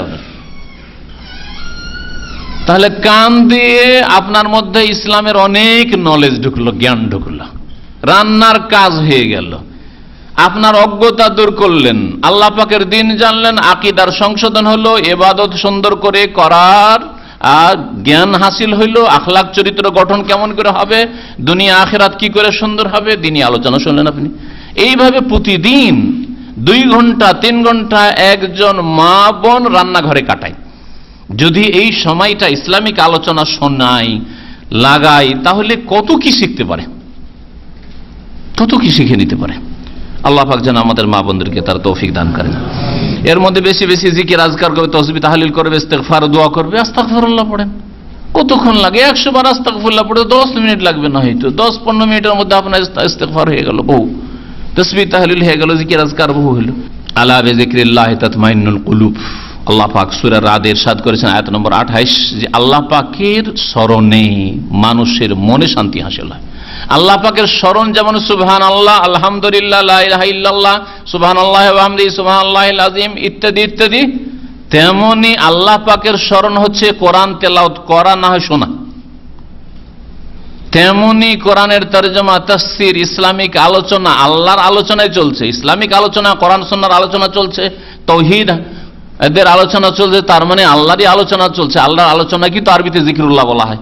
তো জিকিরুল্লাহ মানে শুধু 2-4টা বাক্যে সীমিত নয়, জিকিরুল্লাহ মানে যাতে আল্লাহ পাকের আলাপ আলোচনা চলছে, সেটা হচ্ছে আল্লাহ পাকের জিকির। সুতরাং কোরআনের মজলিস জিকির, এটা হচ্ছে জিকিরের মজলিস। জিকিরের মজলিস মানে এই নাই যে এটা বিদাতিরা বুঝেছে যে একসাথে জিকির করেন, সুবহানাল্লাহ সুবহানাল্লাহ শুরু করে দেন, অথবা সুবহানাল্লাহ করার তৌফিক হয় না, কারণ সুন্নাতে জিকির করার তৌফিক হয় না, এই শুরু করো সুর ধরে একবারে। হ্যাঁ, ওইসব নেই জিকির। জিকির আল্লাহর কথা বলা হচ্ছে, রাসূলের কথা বলা হচ্ছে, আখিরাতের কথা বলা হচ্ছে, আল্লাহ পাকের ভয়ভীতির কথা বলা হচ্ছে, আল্লাহ পাকের নিয়ামতের কথা বলা হচ্ছে, আল্লাহ পাকের আযাবের কথা বলা হচ্ছে, আল্লাহ পাকের কুদরতের কথা বলা হচ্ছে ইসলামিক আলোচনাতে। এইগুলি হচ্ছে আল্লাহ পাকের জিকির, জিকিরুল্লাহ। তারপরে দুপুরবেলা খাওয়া দাওয়া করে যখন ঘুমাবেন, সেই ক্ষেত্রে মনে রাখেন মুআয ইবনে জাবাল রাদিয়াল্লাহু তাআলা আনহু, সহিহ বুখারীতে সহিহ মুসলিম হাদিসটা রয়েছে, তিনি বলছেন ইন্নী লা আহতাসিবু ফি নাওমাতি কামা আহতাসিবু ফি কওমাতি। আমি ওইভাবে আমার নিদ্রাতে ঘুমে নেকির আশা রাখি যেমন আমি কিয়াম তাহাজ্জুদ পড়ার সময় নেকির আশা রাখি। কে বলেছেন? মুআয ইবনে জাবাল রাদিয়াল্লাহু তাআলা আনহু, রাসূলুল্লাহ সাল্লাল্লাহু আলাইহি ওয়াসাল্লামের যুবক সাহাবী। তার যৌবনকালেই তাকে ইয়ামানের গভর্নর দায়িত্বশীল করে রাসূলুল্লাহ সাল্লাল্লাহু আলাইহি ওয়াসাল্লাম পাঠিয়েছিলেন, দায়ী করে পাঠিয়েছিলেন। কেমন ভাবে দাওয়াত দিতে হবে? প্রথম তৌহিদের দাওয়াত দেবে। তৌহিদ যদি মেনে নাই, শিরক মুক্ত হয়ে যায়, তাহলে তাদেরকে নামাজের দাওয়াত দেবে। নামাজ যদি মেনে নাই, তাহলে যাকাতের দাওয়াত দেবে। এইভাবে শিখেছিলেন এই যুবক ছেলেকে, সাহাবীকে রাদিয়াল্লাহু তাআলা আনহু। তিনি বলছেন আমি যেমন আমার কিয়াম তাহাজ্জুদে নেকির আশা রাখি, তেমনি আমি নেকির আশা রাখি কিসে? আমার ঘুমাইলেও নেকির আশা রাখি। তাহলে যখন বিছানায় ঘুমাইতে যাচ্ছেন, দুপুরে 1 ঘন্টা হোক অথবা রাত্রে হোক, যেই সময় হোক, তাতে নেকির আশা রাখবেন। নিছক দুনিয়াদারি নয় এটা, বরং এই দুপুরে যদি আমি একটু ঘুমিয়ে নিই, 1 ঘন্টা ঘুমিয়ে নিই, তাহলে গিয়ে 5-6 ঘন্টা আবার ডিউটি করতে হবে আমাকে। আমি এই ডিউটির বিনিময়ে আমি হালাল রিজিক নিচ্ছি, ডিউটিটা আমি অ্যাক্টিভ হয়ে সক্রিয় হয়ে করতে পারবো। নাকি হলো না? হলো না? না হলে দুপুরবেলা না ঘুমাইলে খেয়ে দিয়ে এসে ঝিমাচ্ছে না। দেখছেন যে ফরমান তো নাই, মতি টদির নাই, তো ঘুমাই একটু, ঘুমাই গেছে। করে না? আরে আমাদের অফিসে মাঝে মাঝে হয় অনেকের। হ্যাঁ, বুঝতে পারি কি বাবা আজকে ঘুমান নাই? হ্যাঁ, ঘুমাইনি। জি হ্যাঁ। সুতরাং আপনি, এটা একটা দিক। আর একটা দিক হচ্ছে যে আমি যদি আমার ঘুমটা মোটামুটি 5-6 ঘন্টা করে নিই, তাহলে বাকিটা আমি উঠে যেতে পারবো। দুপুরে একটু রেস্ট হয়ে গেছে, আর এসা পরে যদি আমি শুয়ে যাই, তো রাত 3টায় আমি 4টার দিকে উঠে যেতে পারবো। 1-8 ঘন্টা আমি তাহাজ্জুদ পড়ে নিতে পারবো। নেকির আশা। আমার ঘুমটাকে এই কাজে লাগাবো। আমার ঘুমটা যদি ঠিক থাকে, তাহলে সুস্থ থাকবো, ভালোভাবে আল্লাহ পাকের ইবাদত বন্দেগীটা করতে পারবো। কারণ আমার প্রেশার বেশি, আমার সুগার বেশি, যদি আমার ঘুমের ডিস্টার্ব হয়ে যায়, তাহলে আমি কিন্তু ইবাদত বন্দেগী ঠিক রাখতে পারবো না। শরীরটা ঠিক থাকবে না, তখন মসজিদে গিয়ে জামাতে যেতে পারবো না, কত রকম বালা মুসিবত চলে আসবে, তাই না? তাহলে এইভাবে আপনি জীবনে প্রত্যেকটি ক্ষেত্রে নেকির আশা রাখতে পারেন। সকালবেলা আপনি হাঁটছেন, এক্সারসাইজ করছেন, বা আপনি অন্য যে বিকালবেলা সন্ধ্যায় হোক এক্সারসাইজ করছেন, তাতে নেকির আশা করতে পারেন। আমি এক্সারসাইজ কি জন্য করছি? সুস্থ থাকো, সুস্থ থেকে আল্লাহর ইবাদত বন্দেগী করো। আর দুনিয়াদার মানুষ, না শরীরটাকে সুস্থ আমাকে রাখতে হবে, নামাজ 5টা ওয়াক্ত, যাতে দিন দুনিয়ার আল্লাহ পাকের পক্ষ থেকে কত যে ফায়দা রয়েছে। নামাজ পড়া তৌফিক হয় না, কিন্তু নিয়মিত 1 থেকে 2 ঘন্টা এক্সারসাইজ করে। একজন ডাক্তার বলছে, সরাসরি সামনে কথা আমার সাথে কয়েক বছর আগে, বলছে কিছু করি আর না করি আমাকে দিনে 2 ঘন্টা আমাকে কি শরীর চর্চা করতে হবে, এক্সারসাইজ করতে হবে। মাশাআল্লাহ, তার সাথে নামাজটা ঠিক করি না, ওতে দিন দুনিয়া দুটোই হবে। নামাজটা পড়িয়ে না, ওতে শরীর চর্চাও হয়ে যাবে আর আখিরাতের চর্চাটা হয়ে যাবে। হ্যাঁ, দুটোই হয়ে যাবে, দুনিয়াও সুন্দর হবে আর আখিরাতও সুন্দর। আজকাল স্কুল থেকে মাদ্রাসায় থেকে এসে অনেক সময় বেশি সময় থাকে না, আধা ঘন্টা 1 ঘন্টা সময় আছে, ছেলেটা রেস্ট করতে গিয়ে ঘুমিয়ে পড়েছে। খুব মায়া লাগা শুরু হয়ে গেল মায়ের। ছেলেটা কি করে উঠাবো আসরে নামাজে, বড়ই কষ্ট হবে, উঠাচ্ছেন না, বড়ই কষ্ট হবে। খুব মায়া লাগলো। আর এই ছেলেটা আসরে নামাজটা পড়বে না, ঘুমিয়ে থাকবে, আর এই সুন্দর ছেলেটার শরীরটা জাহান্নামে জ্বলবে, তখন কষ্ট লাগবে না? তখন কষ্ট লাগবে না? একটু চিন্তা করেন না? দূরদর্শিতা নেই যে আমাকেও মরতে হবে, আমার ছেলেটাকেও মরতে হবে? সেই দিন কি হবে, এত সুন্দর আমার ছেলের দেহটা জাহান্নামে জ্বলবে। মাগরিব হয়ে গেল, উঠাইলেন না। পরীক্ষার সময় না, ফজর উঠাইতে হবে না, পরীক্ষার সময় আসর উঠাইতে হবে না, ক্লান্ত ছেলেটা এসছে, ঘুমাই থাকে, জাহান্নামের ইন্ধন হবে। ওয়াকুদুহান নাস ওয়াল হিজারা, মানুষ হবে জাহান্নামের জ্বালানি। ছেলে মেয়েদেরকে আসর নামাজ পড়ার জন্য উঠাবেন, এটা গাফিলতির সময়। ফজরের নামাজের জন্য উঠাবেন গাফিলতির সময়। নবী করিম সাল্লাল্লাহু আলাইহি ওয়াসাল্লাম বলছেন, মুরু আওলাদাকুম বিসসালাতি ওয়া হুম আবনাউ সাবঈ সিনিন, তোমাদের ছেলে মেয়েদেরকে নামাজের সালাতের নির্দেশ দান করো 7 বছর বয়স হলেই। ওয়াদরিবহুম আলাইহা, নামাজের জন্য বেত্রাঘাত করো, মারধর করো, মানে চাপ সৃষ্টি করো। মারা জরুরি নাই, মারার প্রয়োজন না হলে মারবেন না, চাপ সৃষ্টি করবেন, চাপ রাখবেন, খেয়াল রাখবেন 5 ওয়াক্ত পড়ছে কি পড়ছে না। যদি দেখেন যে না, বিনা চাপ সৃষ্টি করে, ভালো খেয়াল রাখছি, তাতেই দেখছি যে না নামাজ পড়ছে, তাহলে তো অসুবিধা না।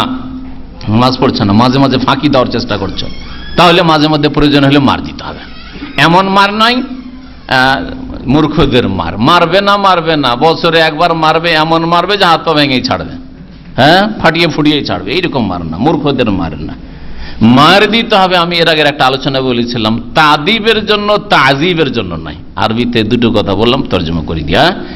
তাদিব মানে আদব দেওয়ার উদ্দেশ্যে, আজাব দেওয়ার উদ্দেশ্য নয়। তাজিব মানে আজাব দেওয়া, শাস্তি দেওয়ার উদ্দেশ্য নয়। উদ্দেশ্য কি হবে? আদব দেওয়া উদ্দেশ্য হবে।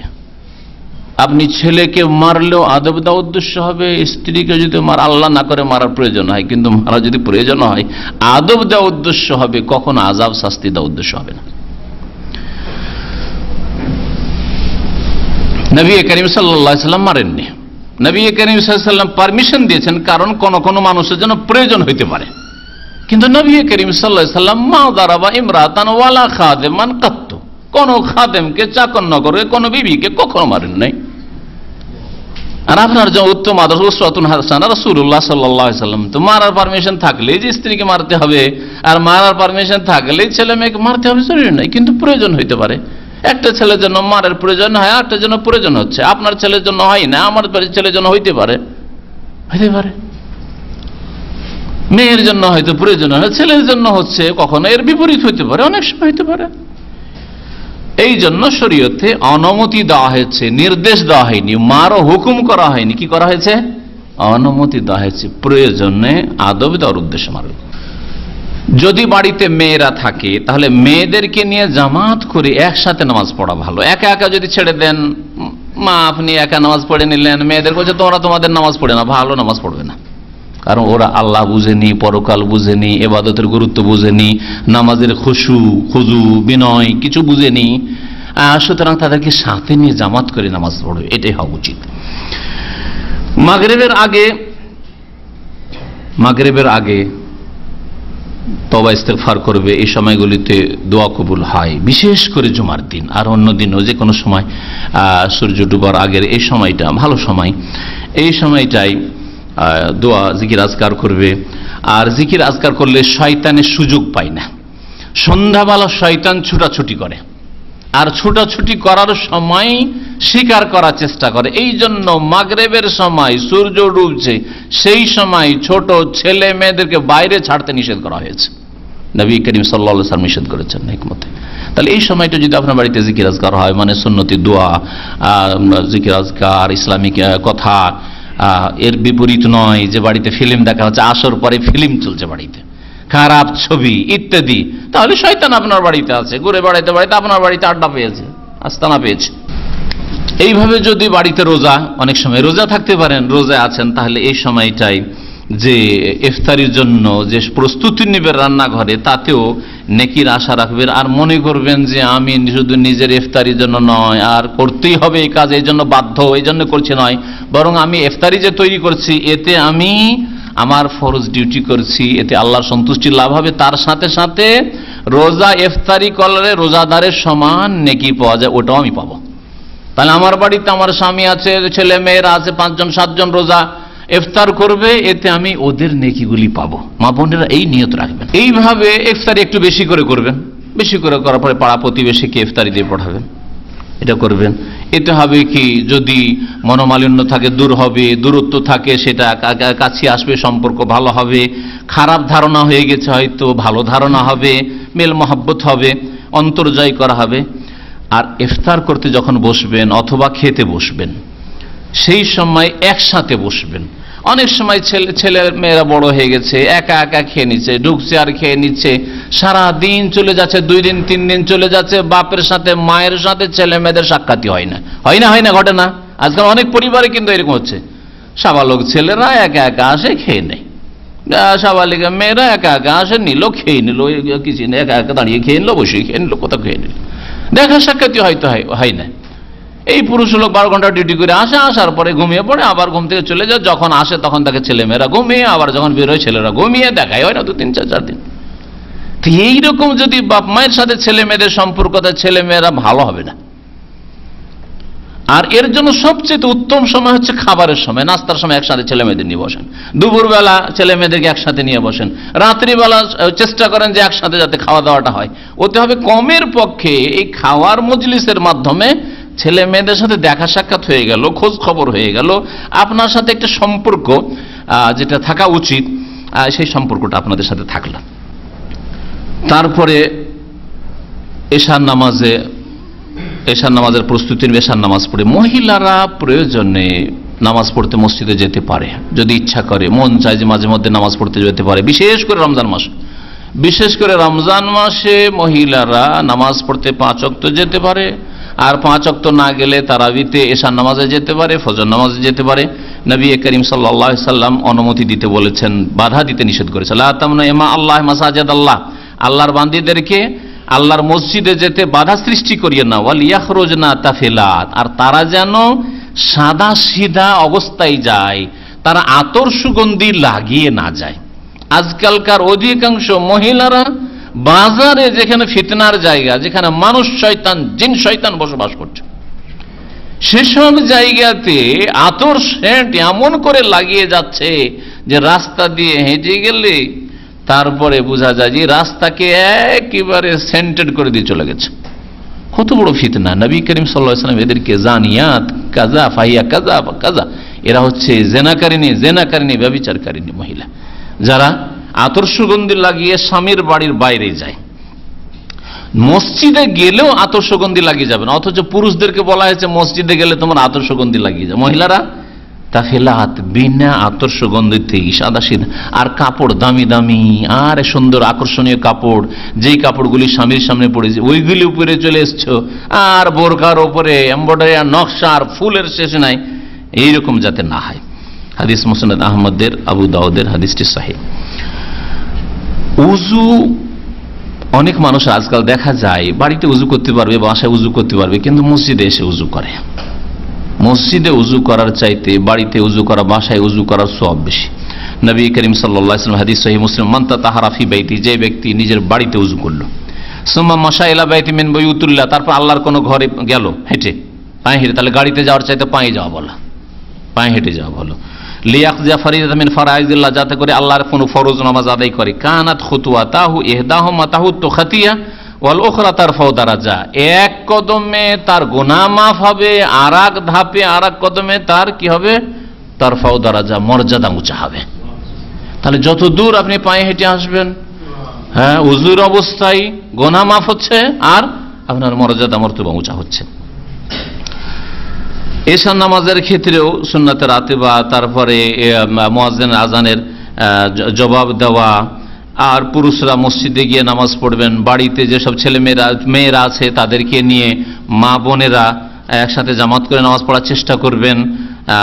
আর তারপরে রাত্রিবেলা আত্মীয় স্বজন কেউ, আজকাল অধিকাংশ দেখা সাক্ষাৎ রাত্রিবেলা হয়।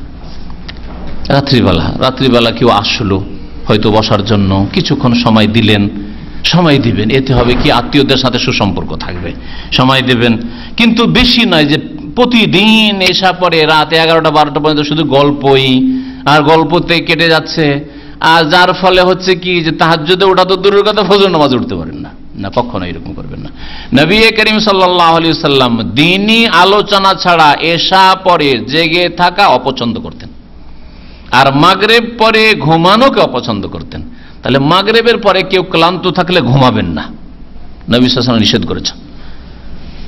আর এশা পরে বিনা কাজে জেগে থাকবেন না, ডিউটি আছে জেগে থাকেন, দ্বীনি আলোচনা আছে কিছু শিখবেন জাগেন, গঠনমূলক কিছু ব্যাপার স্যাপার আছে, আলোচনা আছে, আত্মীয় স্বজন আপনজন ভাই ব্রাদার আসবে, একটু দেখা সাক্ষাৎ করবে, ঠিক আছে, 1 ঘন্টা 2 ঘন্টা, রাত 9টা 10টা পর্যন্ত যথেষ্ট, তারপরে নয়।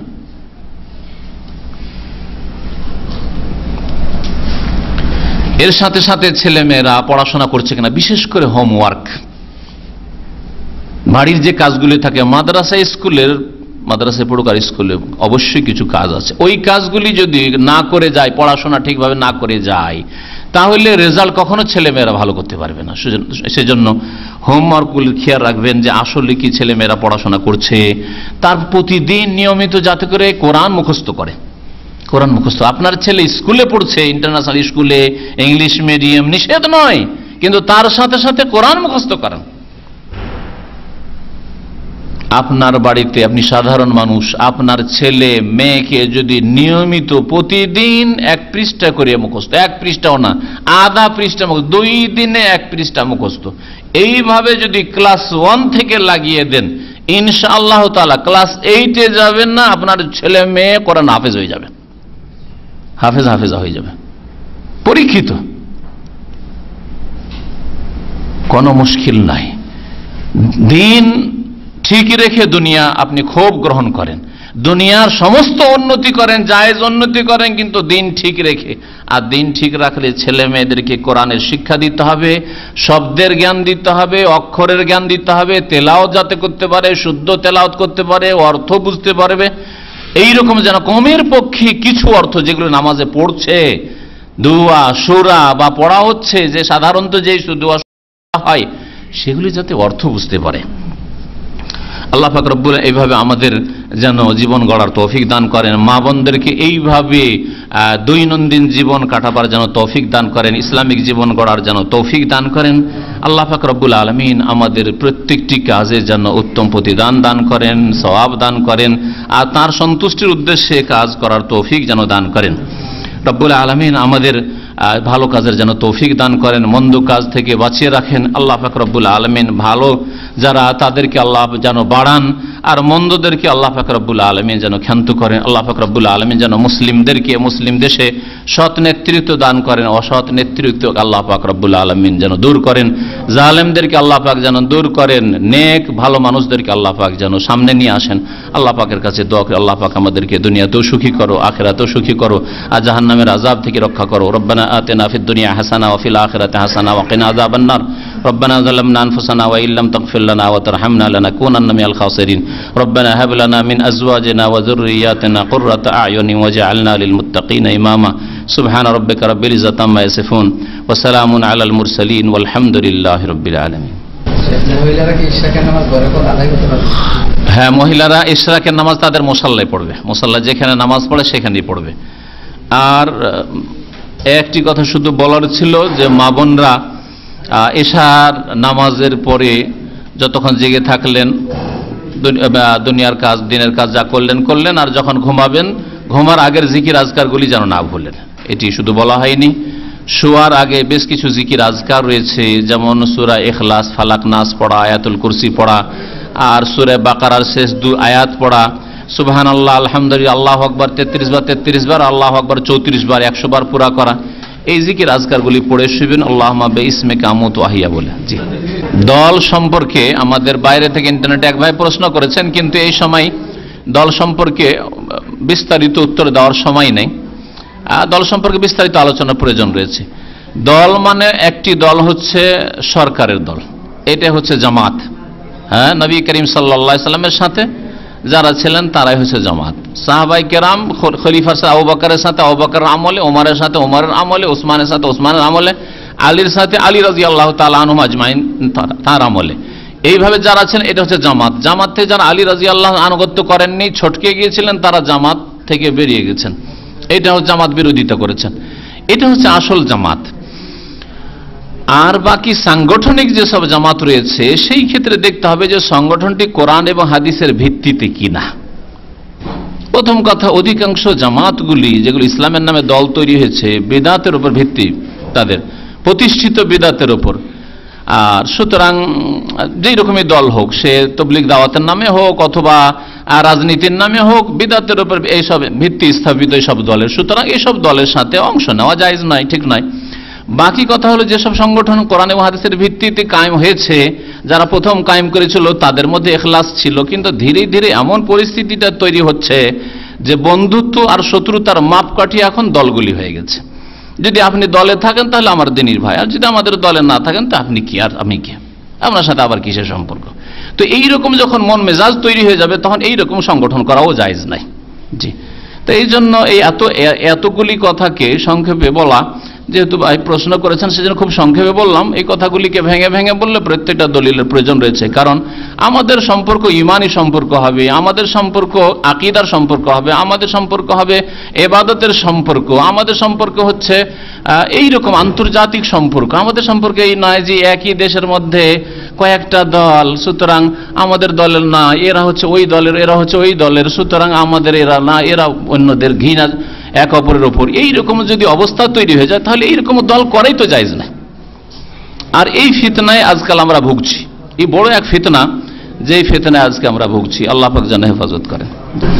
বুকের উপরে হাত বাঁধার হাদিসটাই হচ্ছে সহি, বাকি অন্য কোনো হাদিস সহি নেই, ওর চাইতে ভালো কোনো হাদিস নেই। আর বুকের উপর হাত বাঁধার উপর আলোচনা ইনশাআল্লাহ শুক্রবারে এসার পরে একটা আলোচনা করব, আমার কাছে প্রস্তুত আছে, কারণ প্রয়োজন রয়েছে। বিদাতিরা এই বিষয়ে যেহেতু বলতে চেষ্টা করেছে যে বুকের উপর হাত বাঁধা সহি নয়, তো নাভির নিচের হাত বাঁধার হাদিস তো সবার কাছেই জয়ীফ, তো জয়ীফের উপর কি করে আমল করা, জায়েজ নয় জয়ীফ দুর্বল উপর আমল করা। তো কথা হচ্ছে যে এই একটা বিষয়। দ্বিতীয় বিষয় হচ্ছে যে নাসিরউদ্দিন আলবানী যা বলেছেন সেটাই ঠিক হবে জরুরি নয়, কিন্তু তিনি আজকের জামানায় এই বিংশ শতাব্দীতে যে খেদমত করেছেন, এইরকম খেদমত এই বিংশ শতাব্দীতে আর কেউ করেননি। আর তিনি আগের আইম্মা কেরামদের কথাগুলিকে একটু সংক্ষেপে করে খুব সহজ ভাষায় পেশ করেছেন, এইটুকু মানে সহজ সাধ্য মানুষের জন্য বা আলেমদের জন্য। না হলে আগের কিতাবগুলি তো ওই কথাগুলি আছে, ছড়িয়ে ছিটিয়ে আছে, তিনি একটু সুন্দর সাজিয়ে নতুন যে লিখার নিয়ম, আজকাল বইপত্র লিখার নিয়ম, কিতাব লিখার নিয়ম, সেই নিয়মে তিনি পেশ করেছেন, এই জন্য সুন্দর লাগে বা সহজে মানুষ বুঝতে পারে। যেমন হাদিসটা লিখার পরে লিখেছেন এটা সহি বা জয়ীফ বা হাসান, হ্যাঁ, বা তার কারণ। আর আগের কিতাবগুলিতে আপনাকে ধরেন লম্বা 2-4-10 পাতা একটার জন্য তলাশ করতে হবে, যেটা বড় বড় আলেমদের জন্য হয়তো আজকাল সময় বের করা মুশকিল। এই জন্য বাকি কথা হলে যে কোনো মানুষ ভুলের ঊর্ধ্বে না, নাসিরউদ্দিন আলবানী রাহমাতুল্লাহ ভুল হতে পারে। 1000টা হাদিসের হুকুম লাগালে 2-4-5টা হাদিসে ভুল হওয়া স্বাভাবিক, সেটা কোনো আইবের কথা নয়। আমি 1000টা কথা বলছি, তার মধ্যে 10টা ভুল হবে না, এটা কোনো ব্যাপার হলো? 10টা ভুল অবশ্যই হইতে পারে, ভুল হইতে পারে, কিন্তু দেখতে হবে যে আমার আকীদাতে ভুল নেই, আপনি গ্রহণ করবেন। আমার যেই 10টা ভুল আছে সেটা ছেড়ে দিয়ে বাকিটাকে নেন আপনি, যে হ্যাঁ, কারণ অধিকাংশই ভুল নয়। ভুলের উপর ভিত্তি করে কথা বলি না, কোরআন এবং হাদিস ভিত্তি করে দলিল ভিত্তিক কথা বলার চেষ্টা করি, যে তার মধ্যে যদি ভুল হয় তো ভুলটা ছেড়ে দাও, আপনার জন্য ফরজ। কিন্তু সবগুলি ছেড়ে দেবেন বা বিশেষ কোনো কারণে আপনি উপকৃত হবেন না, এটা হওয়া উচিত নয়। এইরকম আমাদের আমল বা আখলাক হওয়া উচিত। জি, সুবহানাক আল্লাহুম্মা ওয়া বিহামদিকা আশহাদু আল্লা ইলাহা ইল্লা আনতা আস্তাগফিরুকা ওয়া আতুবু ইলাইক। সুবহানা রাব্বিকা রাব্বিল ইজ্জাতি আম্মা ইয়াসিফুন ওয়া সালামুন আলাল মুরসালিন ওয়াল হামদুলিল্লাহি রাব্বিল আলামিন।